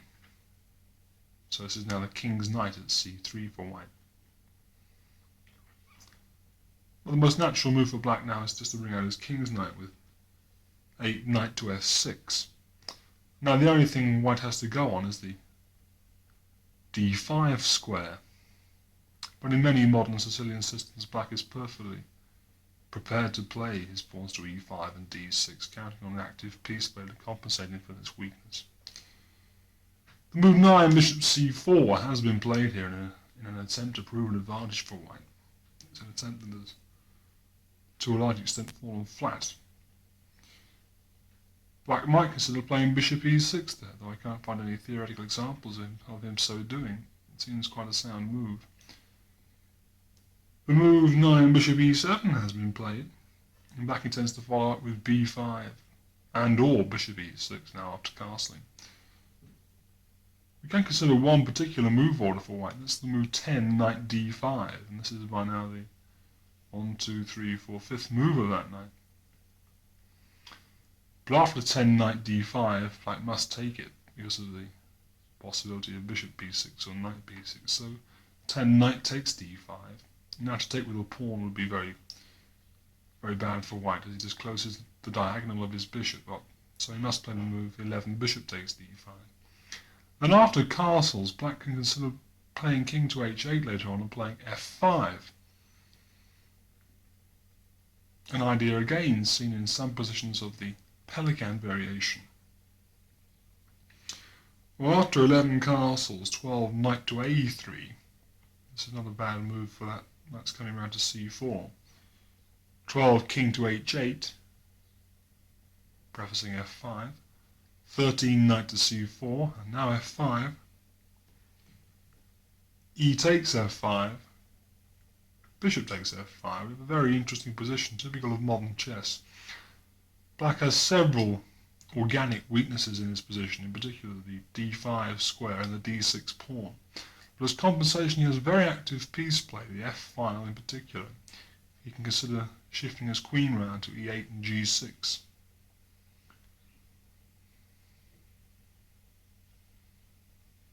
That's an example of play after the knight retreat to c3. On the whole, this idea of knight b5 in conjunction with bishop f4 is very rarely seen nowadays. I can't think of anything new or important being discovered here. So we'll switch on to the much more popular method of interpreting 5 knight b5, and that's to follow it up with, after 5d6, the move 6c4. Now this move implements a Maroczy bind on the position. Those two white pawns at c4 and e4 intend to cramp the black pieces by preventing black from opening lines in the centre. An integral part of the black strategy was thought to be, for a long, long time, to try and implement one of the breaks, b5 or d5. Now this once again, from the historical point of view, shows the evolution not only of opening theory but also of chess strategy. For even 10 or 15 years ago, many of the world's strongest players would have been very, very reluctant to take the black pieces in this position, in view of that cramp. But since then, ideas have changed, and many masters and grandmasters such as Anderson and Dubojevich scored many fine successes with the cramped black pieces, seemingly cramped. Black has fine expansion potential if white is not very vigilant. And the reason why the move knight b5 is played to preface c4, why shouldn't white play 5c4 immediately? Well, the theoretical answer to that is that after the immediate 5c4 from diagram 1, after knight f6 from black, knight c3, black can play the move bishop b4, which according to theory equalizes. So here we are, after 5 knight b5, d6, the move 6c4. Well, black must carry on developing, so the move 6 knight to f6 suggests itself. Here again is another parting of the ways. White can continue with either knight from 1 to c3, or move the knight from 5 to c3. Well, knight 1 to c3 is the more often played move. After knight 5 to c3, black should continue with the move bishop e7. White will usually play bishop e2. Black will then castle, and white will then castle. And this variation, black will usually fianchetto the queen's bishop. The alternative is to put it on. The alternative rather is to put it on d7. But after castling for white, the move b6 here, followed by bishop to b7, should give black quite a comfortable game. The main difference between white playing knight on 5 to c3 and knight on 1 to c3 is the development of the queen bishop for white. In conjunction with knight 5 to c3, white will often play his bishop to f4. I must say I find the whole system with knight 5 to c3 much less of a problem for black than the other knight move, simply because it just seems time wasting to move that king's knight so much. Therefore I'm going to concentrate almost all my attention on the move knight 1 to c3.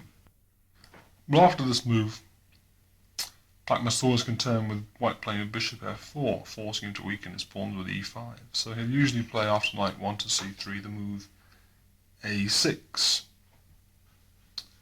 White comes back with his knight to the a3 square. To come back to d4 doesn't put so many problems to black, because as a rule black wants to exchange pieces in this variation. Given the opportunity to exchange pieces in a cramped position, this will usually relieve the cramp. Follows quite logically. Now say black wants to exchange pieces, he'll very rarely get the opportunity, and we'll see that even with all the pieces on the board, black can retain good chances in this variation. Well, after knight to a3, black carries on developing with bishop e7, and white does likewise with bishop e2, preparing to castle. So it's castle for both sides. Now black castles, white does likewise. Now the move b6 for black. Well, were white to fianchetto his queen's bishop here, black would find it very easy to make the move d5, freeing his position. For instance, if b3 for white now, then bishop to b7, white then plays bishop to b2, black could then play d5, and after e pawn takes, knight takes on d5 for black, queen takes for white, queen takes for black, pawn takes for white, knight to b4, the upshot of all those exchanges is simply a total cleansing of the situation. The white d pawn will fall, black has equalized. The move d5 is by no means necessary, and if one is trying for a win with the black pieces, one might just consider building up with moves such as queen c7, rook a to c8, knight to e5. And we'll find similar examples of these kind of maneuvers in the enclosed games. Well, to go back to the position after b6, and this is diagram 12, white will usually play the bishop to e3. Black now has a fundamental decision whether to fianchetto his queen's bishop at b7 or to put it to d7. Now from d7 it's not so actively placed, but black envisages some kind of continuation of jamming all his major pieces into the top left hand corner with some such sequences: queen to b8, followed by rook to a7, the other rook to c8, and possibly rook to b7, trying to break out with b5. The other very interesting move here is the immediate move 12, knight to e5. And this move, hoping to reroute that knight to d7, and also it might go into g6, and were white to be unwary it might pop into g4 as well. This move knight e5 was first seen in the game your Gadzi versus Kasparov from the 1979 to 80 USSR Championships. And since then it's been played one or two other times. It represents the most recent development we have at the time of recording in this line, and so we'll take quite a detailed look at that. In passing, I'll mention the game Plaskett-Niclasen, where instead of knight e5, black played that manoeuvre we talked about with bishop to d7, and after bishop d7 I played queen to d2, and black played the first move of this contorted sequence over there. He played queen to b8. And I played a rather unusual move for this variation. I played pawn to g4. White will very rarely combine his restraint play on the queen side and the centre with a king side pawn advance. However, I did it. I was intrigued by the move g4 and played it. Well, black carried on, ignoring me with rook to c8. Of course, I played g5. And of course he played knight to e8. And I played f4, carrying on, controlling as much of the board as possible. Well, black carried on with this breakout move with rook to a7. I played rook a to c1. Black played rook to b7. I beg your pardon, no, didn't. He played the rook from a7 to c7. Contesting the c file. White then played bishop to d3,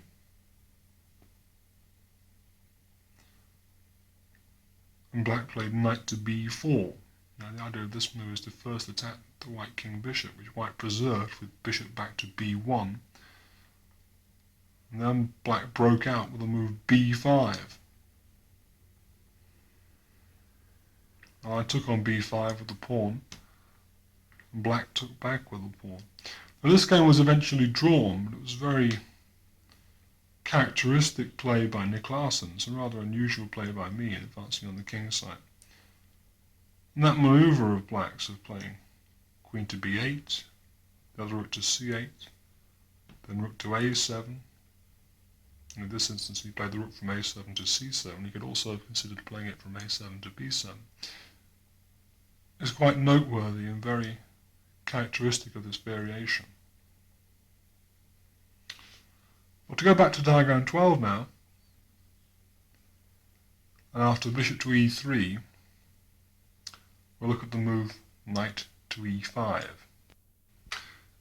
If we look at the game Tal-Poligajski from their candidates match of 1980, Tal continued with the move 12 f3 after knight e5.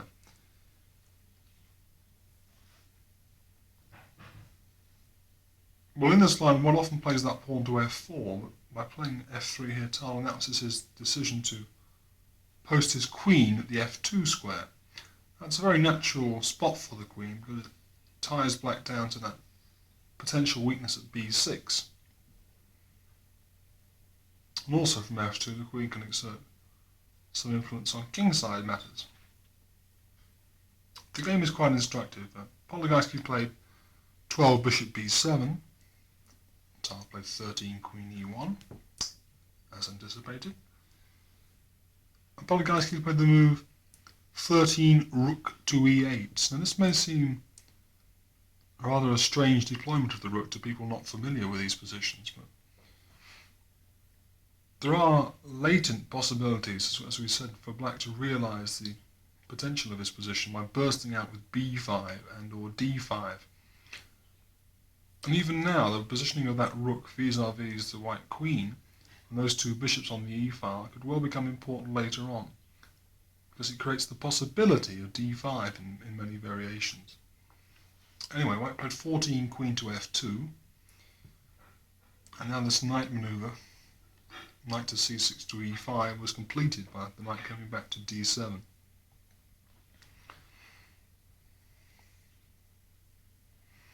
Well, white played the very natural move 15, rook from f1 to d1. posting the rook on the only open file and keeping an eye out for d5. And black put his queen on its most natural square, 15 queen to c7.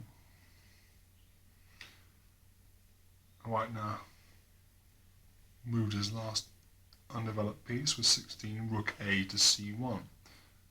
Further restraining manoeuvre against the possibility of black playing b5 or d5, which in this particular position, the possibility of black implementing either of those breaks is extremely remote, in view of that c1 rook lined up vis-a-vis the black queen.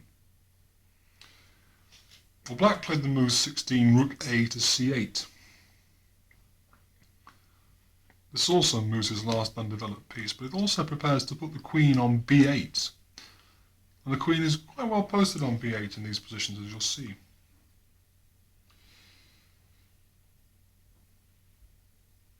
White played the move 17 king to h1 here, which is really just saying pass, see what black does. And as I mentioned, Poligajski played 17 queen to b8.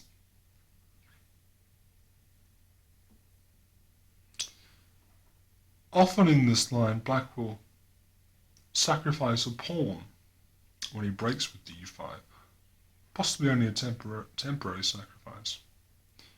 Please note the enclosed game on the booklet, one of the most instructive games ever played in this type of position, between Karpov and Anderson, where black broke and sacrificed the exchange to gain a strong grip on the d file when he eventually, on the dart squares, I beg your pardon, when he eventually broke with d5. And to go back to Tal Poligajski, Tal now, sometimes he's not the most patient player in the world, Tal now played the move 18 g4. And this is perhaps motivated by the same desire I had in my game with Nick Larson to make some kind of kingside demonstration. But black is very resilient here, and white isn't really very well posted to conduct strategy on three fronts, try and restrain black from playing b5, restrain black from playing d5, and try and beat black on the king side as well. It's really asking a bit too much. And Poligajski played the instructive move h6 here, so that if g5, Tal would merely have weakened his pawns. Well, Tal played the move 19 h4, and this is all very audacious play by white to advance these kingside pawns like this. He leaves them very prone to counterattack.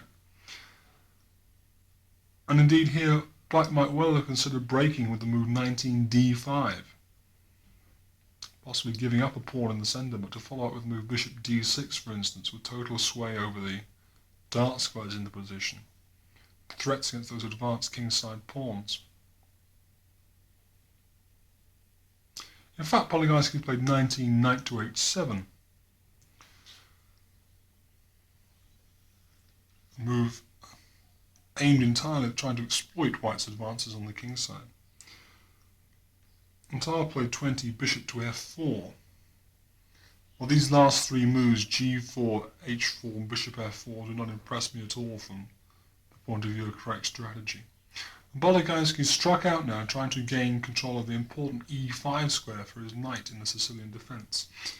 He played the move 20 g5, seemingly very audacious to advance pawns in front of the king like that, but in fact a very well motivated move from the positional point of view, because as I just said, black gains this very important e5 square. Well, Tal played 21 h takes g5, Poligajski took back h takes g5, Tal retreated the attack bishop to g3.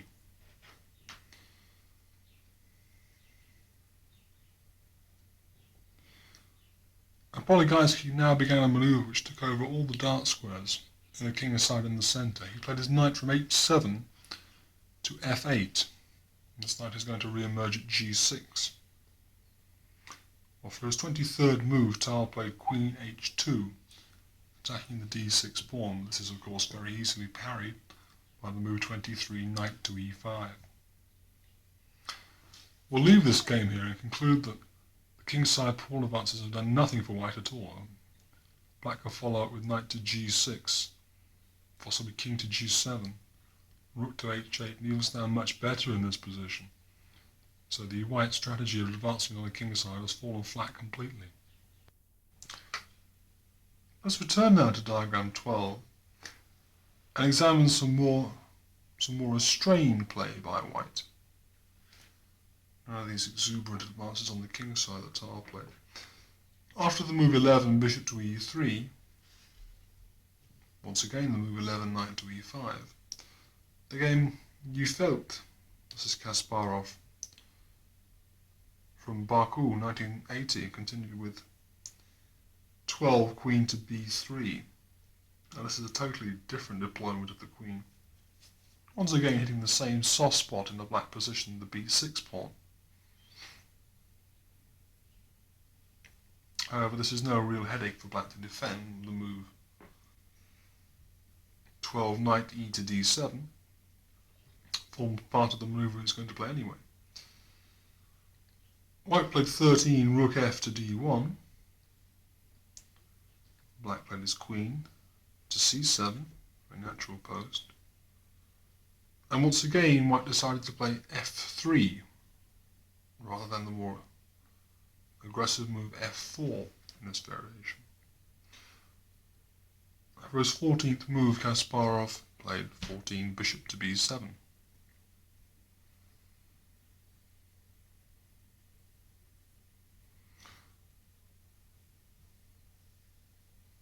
And white has always to bear in mind the possibilities of these breakout maneuvers by black, so Gufeld's next move is a long-term cautionary measure. He might well have played 15, rook a to c1 here, but he instead played 15, king to h1. And black played 15, rook from a8 to c8.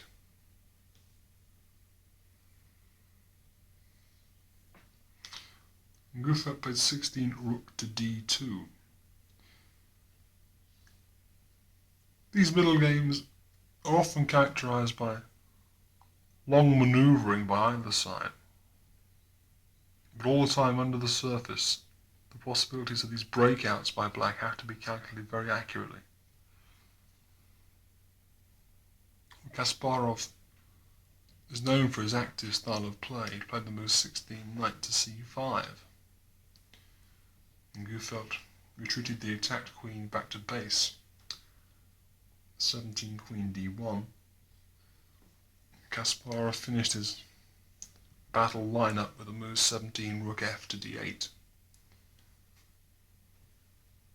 With a position so characteristic of these formations for black.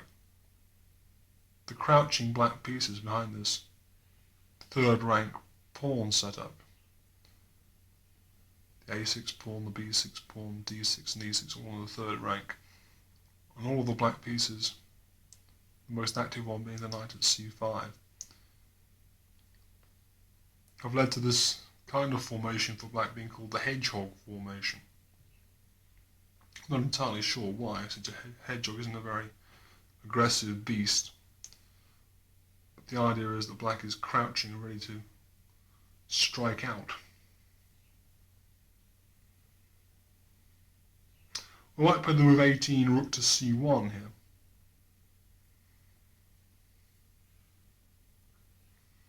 And Kasparov again put the queen on its most natural post, b8.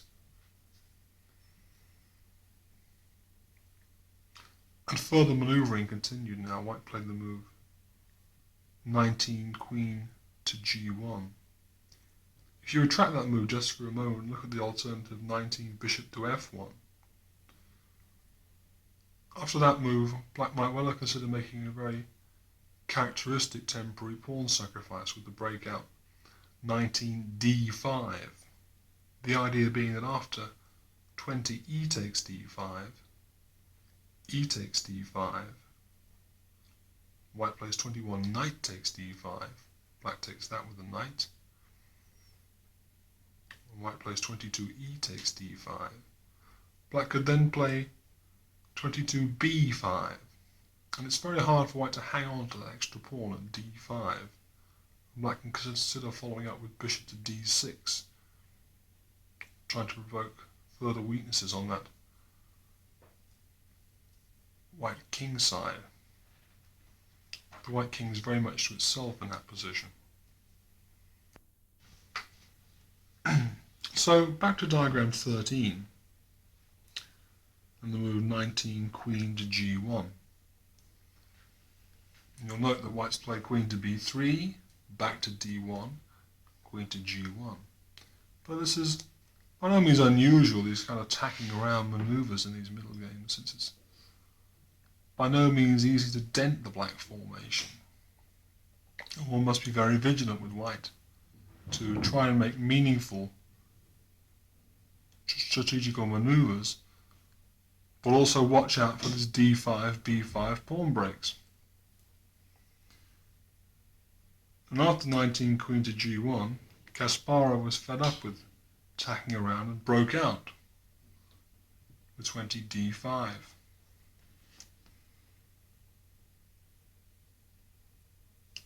Well, the variations have to be calculated, and after 20 e takes d5, which Gufelt played, of course black took back with 20 e takes d5,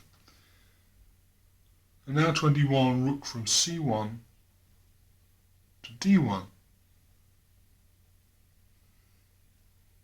taking on d5 gave black no problems there. Well, Kasparov now took on c4 on this cleansing of the centre. Should lead to an equal game, we imagine. In fact, white made a slight inaccuracy now. He played rook takes on d8. Simply knight takes on c4 would have left the game equal. But after rook takes on d8, black took back the rook. White played rook takes d8 check.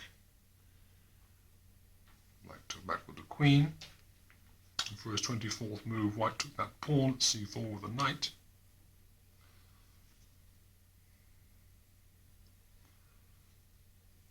Black played queen to c7, with perhaps fractionally the better chances here. Possibility of booting that knight away from its good post at c4 with b5. And playing bishop to d6. Some vague possibilities even still against the white king.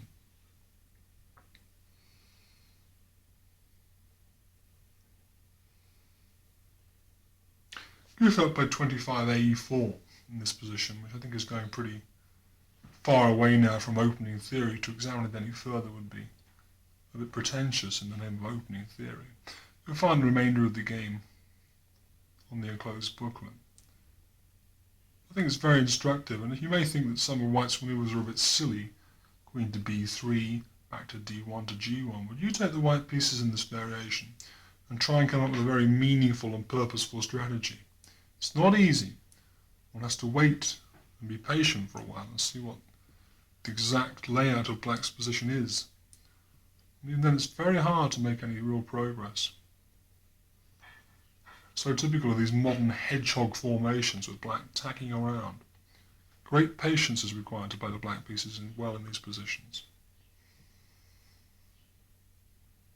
I'm not a man who's noted for his patience. On the enclosed booklet you'll find a game from a similar formation. You'll see the opening moves are by no means a Taimanov Sicilian, but the kind of middle game structure that's reached is quite similar, where black played a rather more overtly aggressive idea of putting the bishop from d8 to c7 and then breaking with d5.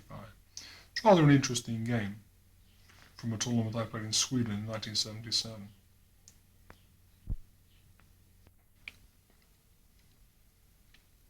Well, with that, we'll leave our discussion of the Roxy bind formations coming up after 5 knight b5.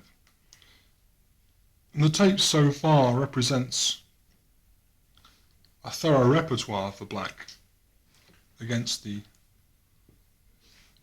anything white can do against the Taimanov system. But in conclusion, we're going to look at a more recent development where black doesn't play queen c7 so early on in the game and may leave it out altogether, but goes on with the early development of his king's knight to e7. And this arises from diagram 1, with white playing knight c3, and black playing not 5 queen c7, but 5 a6. Now against moves such as bishop e3, or f4, or g3, black has the option of just playing queen c7, going back into lines previously discussed. But if white plays 6 bishop e2, then black can play the move 6 knight from g8 to e7. And this is the variation we're going to discuss in the final part of the cassette.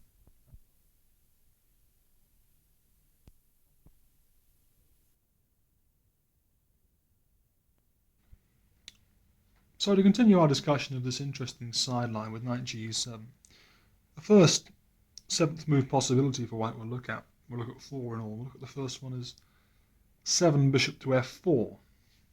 As I said, this move is motivated by a desire to get rid of the dark squared bishops, or at least exploit the slight weakness of the dark squares left by black putting his pawns on light squares. Well, after bishop f4, it would be unwise for black to exchange on d4 and follow up with knight c6, which is a motif we'll be seeing later. For in this particular position, white has played this active developing move bearing down on the d file. So if 7 knight takes d4 here, then after queen takes d4, knight c6, white can just drop the queen back to d2 or follow up with rook d1 with a great deal of pressure on that d file. So in this particular position, it wouldn't be a wise maneuver. What then can black do? He could consider the move b5 here. I wouldn't recommend it. The move 7 knight to g6 seems the most logical, since the knight will often emerge at this square. If it doesn't get to c6, it'll come out here. And now we have a parting of the ways for white. Probably the best move for white now is to take on c6. Now after the recapture with the b pawn,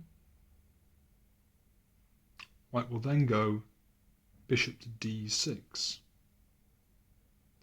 And we'll look at this first. This is probably one of white's most dangerous treatments of this knight g7 system. So let's say white plays 8 knight takes c6 and black takes back with a b pawn. To take with the d pawn would be a bit silly because white just exchanges queens, castles queenside with check, and then moves his bishop away and black's behind in development, a long way behind. So 8b takes c6. Now the white bishop is attacked on f4, so we've got to move it somewhere. Let's put it into d6. 9 bishop d6. Now this position is a major parting of the ways. It was thought that black could equalise here by playing bishop takes on d6. Of course, white recaptures. And then queen e7.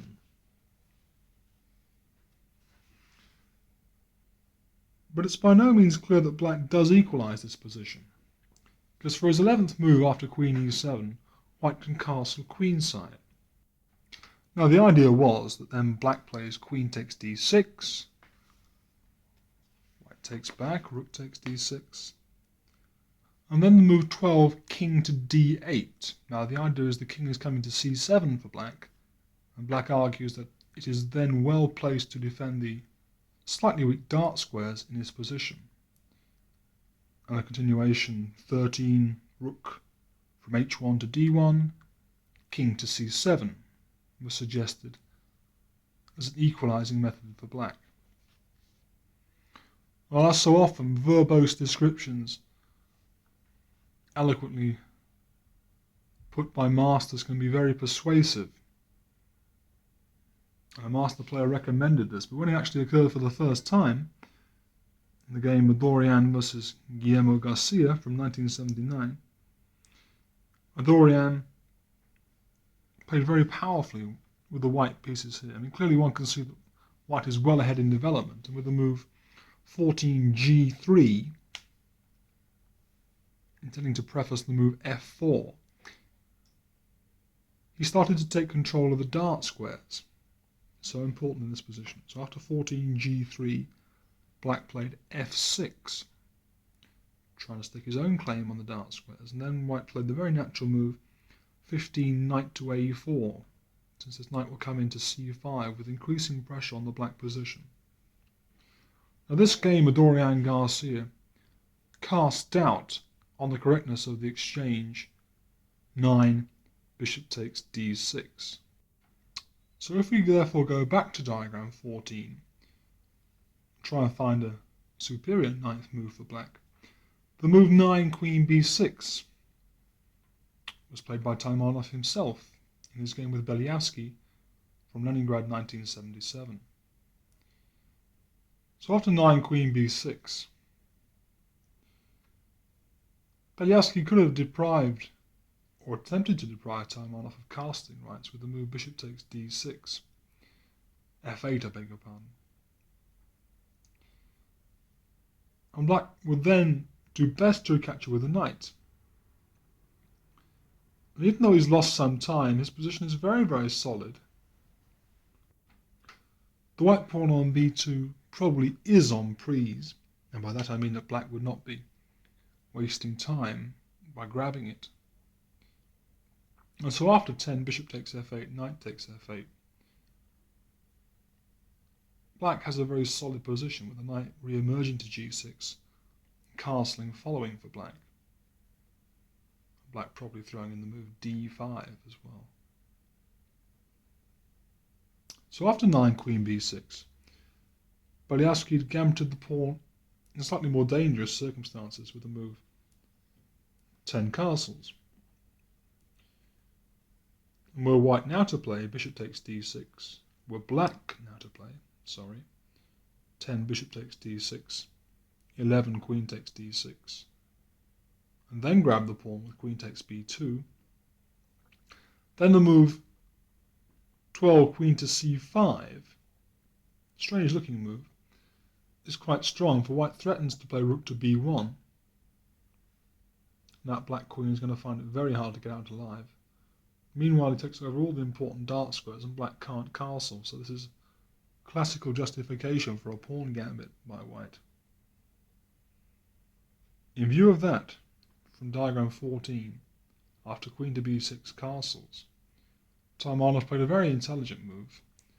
Once again, I'm talking about the dart squares in this variation with bishop f4 to d6. He played the move c5, gaining some control of some important central dart squares.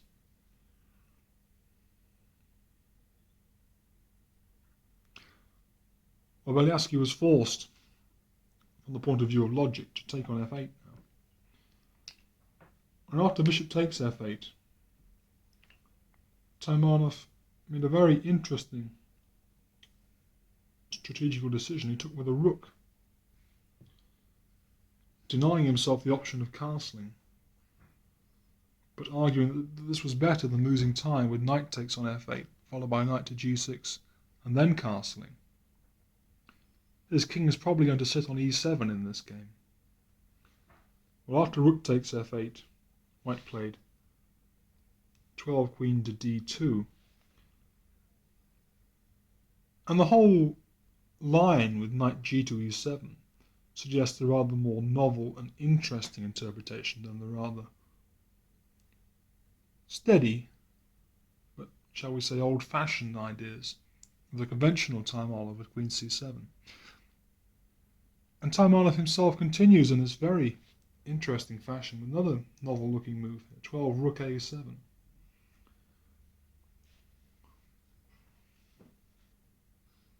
Well, white played 13 f4, a natural-looking move to give him control of e5 and some more space in the centre.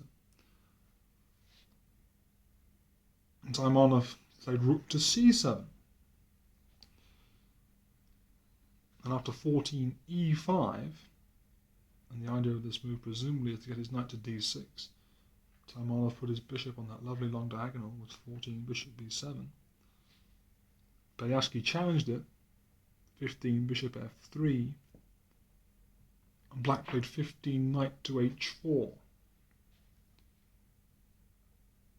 If you think back to our analysis of some of the variations with Queen c7 from black early on in the opening and bishop e2 and f4 from white. We spoke of the possibility of a black knight getting to f5. It's a very fine outpost, and here again, that knight from h4 may well have dreams of getting to f5. For the continuation of this strikingly original game, please see the booklet. So, having noted that 9 queen to b6 is black's best idea in that variation, let's go back to diagram 15 and play 7 bishop to f4, then knight to g6, and now an inferior move for white, I think, but nevertheless one that must be considered, the move 8 bishop to g3.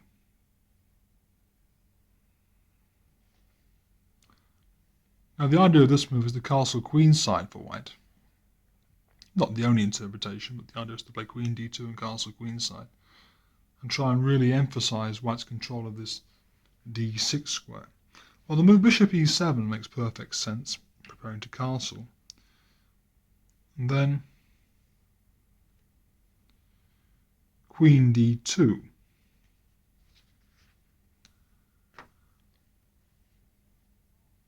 Now, 9 castles would make a great deal of sense for black here also. But black can be a little more ambitious with the strange-looking move 9 bishop to g5. And this occurred for the first time in the game Lank versus Taimanov. Once again, this sprightly man introducing something new in his own variation, from Bucharest, 1979. Well, after bishop g5, this audacious-looking move, the natural reply is f4. But this proves to be tactically completely unsound. White should push his queen back to d1 here, but of course that's very much an admission of failure of strategy, and black can castle with total equality, or even try for more with moves such as d5. But after 9 bishop g5, Lank did indeed play 10f4, and this move met with a very surprising reply, knight takes on f4.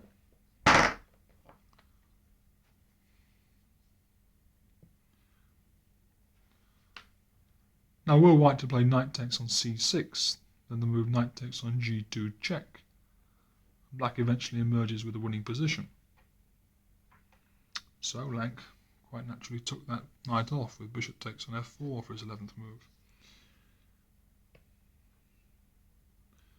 And after bishop takes on f4 from Taimanov, queen takes on f4, 12 knight takes on d4, white had lost a pawn for very little compensation, while he tried to turn it into a gambit with the move 13 castles queenside. But after knight takes e2 check, 14 knight takes e2, castles, black was really just the pawn up. So that's an examination of the inferior move 8 bishop g3 being met with this by no means obvious, one might surprise a few people with it, 9 bishop g5 move. Well, with that we'll leave off our analysis of the move 7 bishop f4 and take a look at the move designed to avoid the exchange of knights on d4, the move 7 knight to b3. Well, now black has to decide how to, and also how important it is, to develop his king's bishop, since the drawback, the obvious drawback of the move knight g to e7 is that it blocks in the king bishop for black.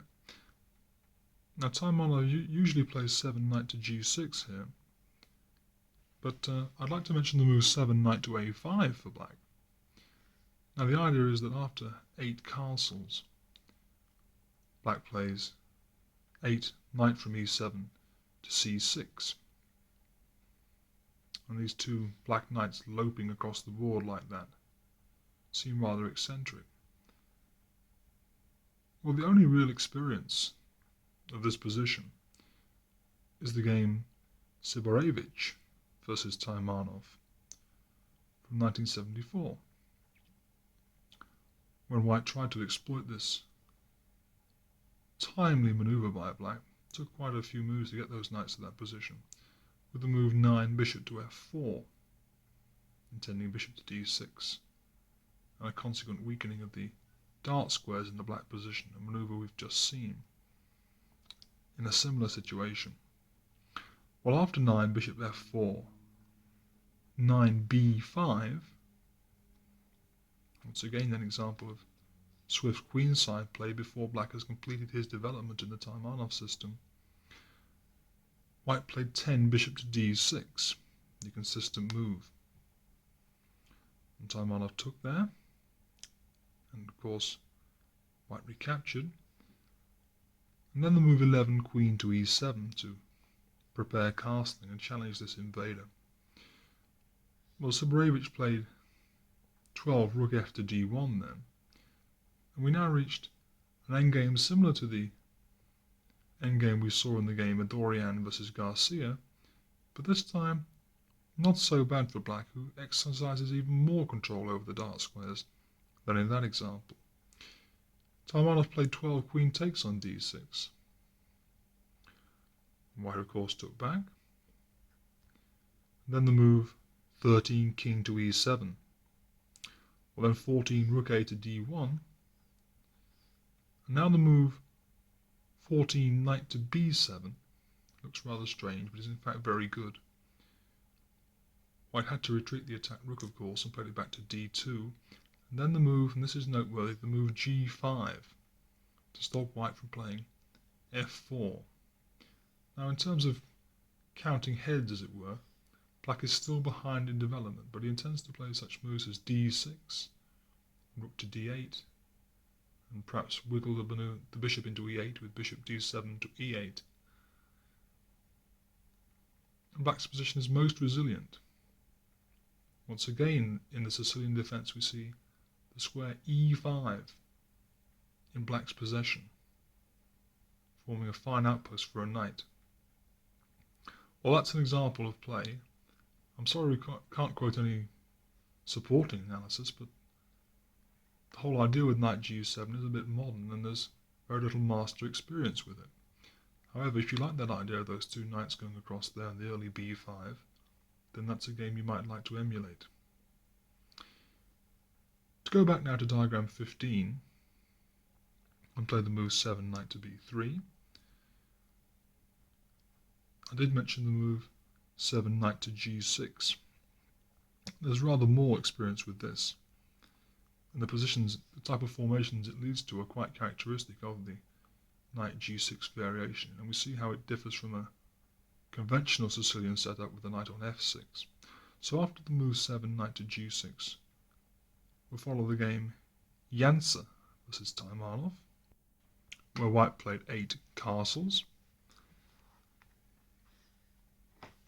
and Black, for once, in a Taimanov, got on with the development of his king side before touching the queen side. He played 8 bishop e7. The most natural move for White now is 9 bishop e3, as he played, and Black castled.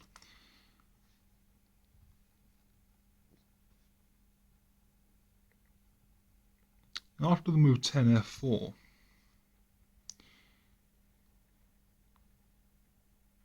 it's a convenient point to stop and make some observations about Black's position. If you think back a long way in the cassette to the game Minutes Taimanov, which was in the system where White plays bishop to d3 and bishop to e3.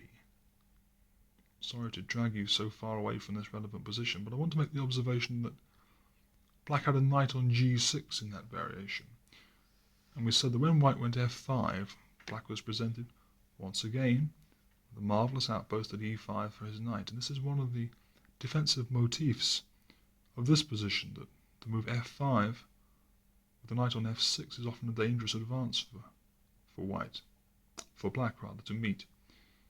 But with the knight on g6, he might just hop into that beautiful e5 square.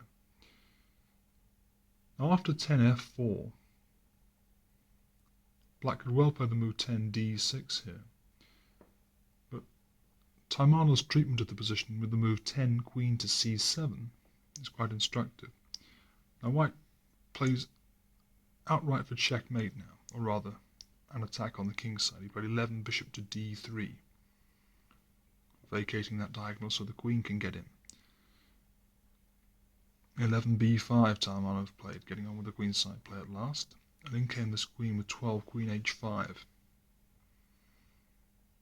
Well, Taimanov played very actively with b4, hitting the white knight, the move to e2. Then the move f6. A very noteworthy move. And after 14 rook f3, rook to f7, we can leave off our consideration of the opening ideas here and conclude that chances are equal. Black has sufficient answer to white's kingside threats and can hope to develop an initiative on the other wing.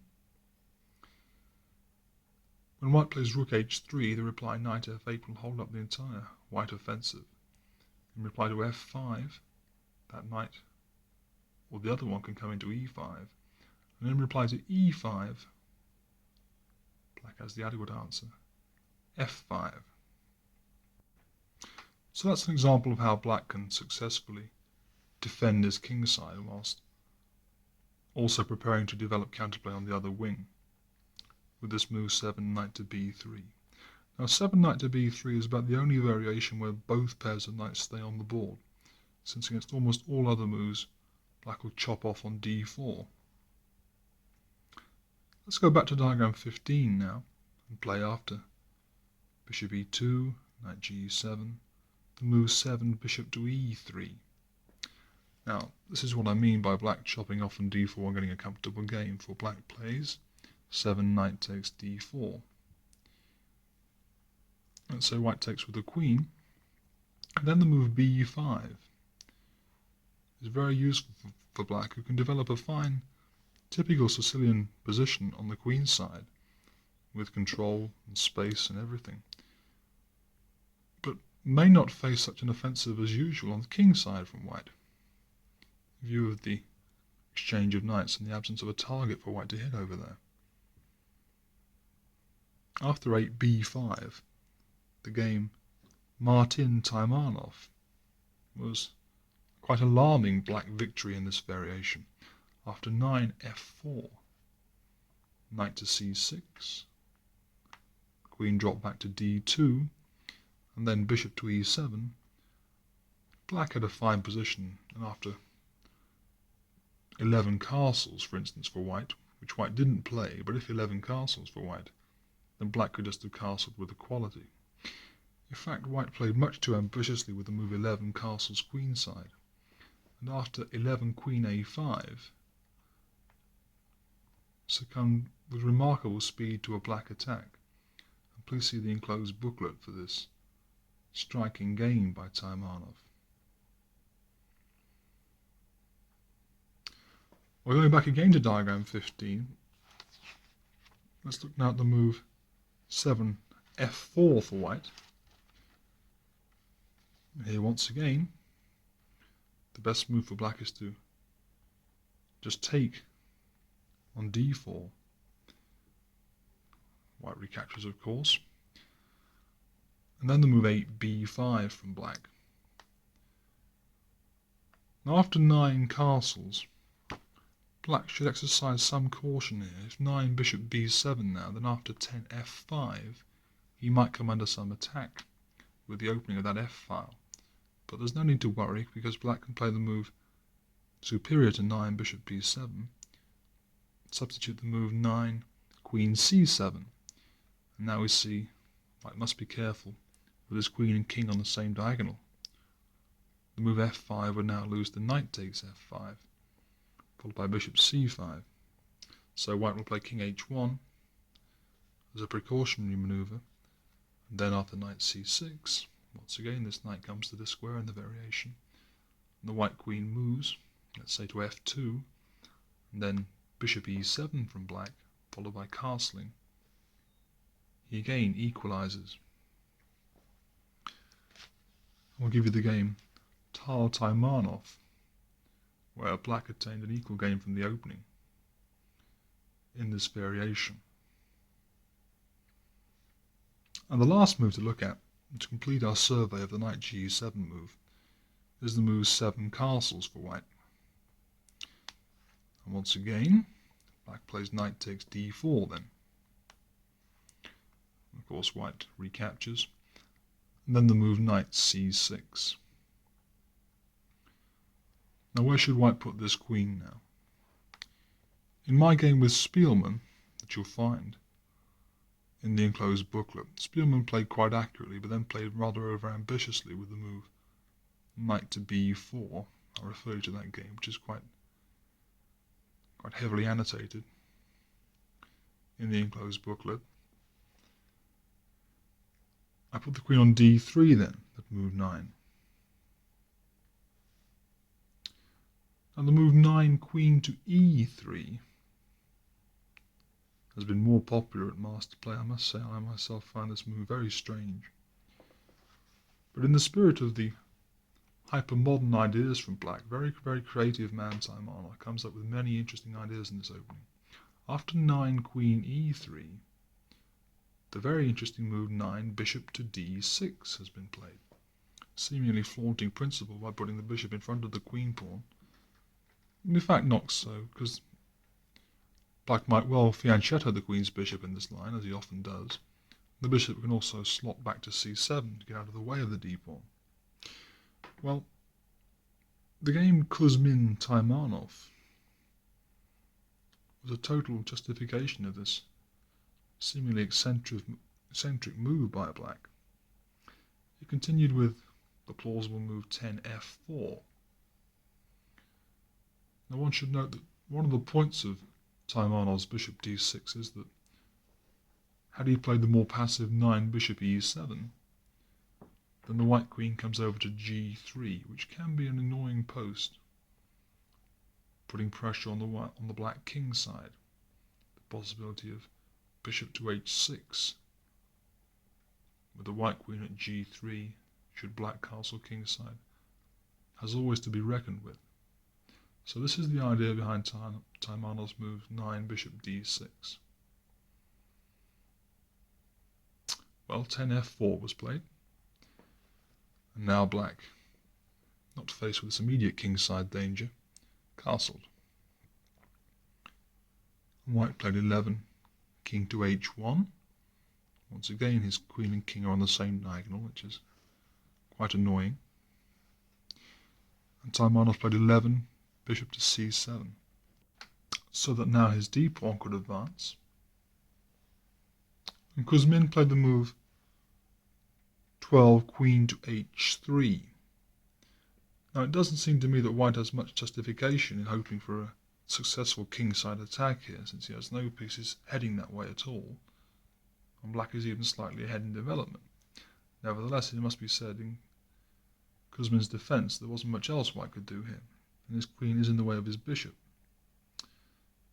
After 12, queen h3, Taimanov struck out actively with a move we very rarely see in this opening. 12 d5, bursting in the centre to totally preempt any white kingside demonstrations. Well, now the move 13 bishop to d3 occurred. Now clearly white threatens to win a piece here with pawn takes pawn, attacking the knight on c6 and threatening mate on h7. Now black might consider making some defensive move on the king side to stop this queen and bishop battery attacking his h7 square, but Taimanov, playing very energetically, chose a much more interesting move. He played 13 knight to b4. Now this move involves a pawn sacrifice. It's not obvious, but it involves a pawn sacrifice, but black hopes to emerge in a position where he has a slight lead in development, some pressure along open lines, and most important of all, the two bishops. 13 knight to b4. Well, if Kuzmin does nothing, Black will simply take on d3 with a slight advantage for nothing. So he played the move 14, e takes d5, threatening mate. So of course, Taimanov played knight takes d3. Kuzmin took back with a queen. Well, I will black to take back on d5 now. The white knight would be introduced to a strong central square at d5. But Taimanov played the move 15b5.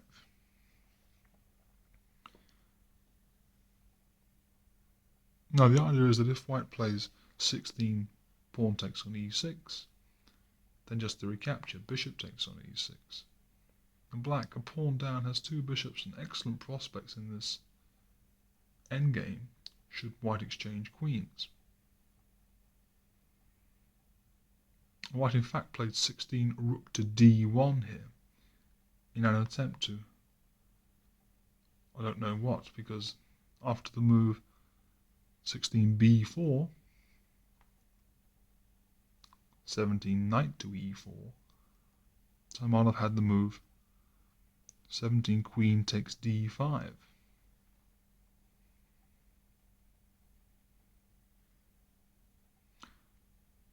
Now Kuzmin's problem is that if he takes twice on the d5 square, he runs into bishop to b7.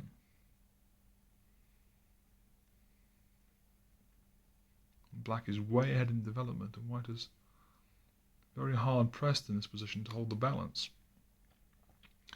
So he didn't play that. On move 18 he played queen to f3, attacking the black queen, and should the black queen move away from the defense of its rook in the corner, then the move knight to f6 check would follow, followed by queen takes on a8. But Taimanov had seen all this, and after the move 18 queen f3, he just played the queen back to b7. White then played 19 bishop to e3, hoping perhaps to get some compensation in the endgame for black's possession of the two bishops in white's possession of some weakened squares on the queen's side, perhaps the square c5. This argument was shown to be spurious, however, for after 19 bishop to e3, black just played 19 f5. Now in the following endgame we enclose the whole game on the booklet. Taimanov, who is a total, without doubt the world's leading master of this opening, showed a very fine game for black, with black's initiative growing and growing until finally his advantage was realised in an endgame of very delicate refinement. And with that, we conclude our survey of the knight g7 systems and the Taimanov system as a whole.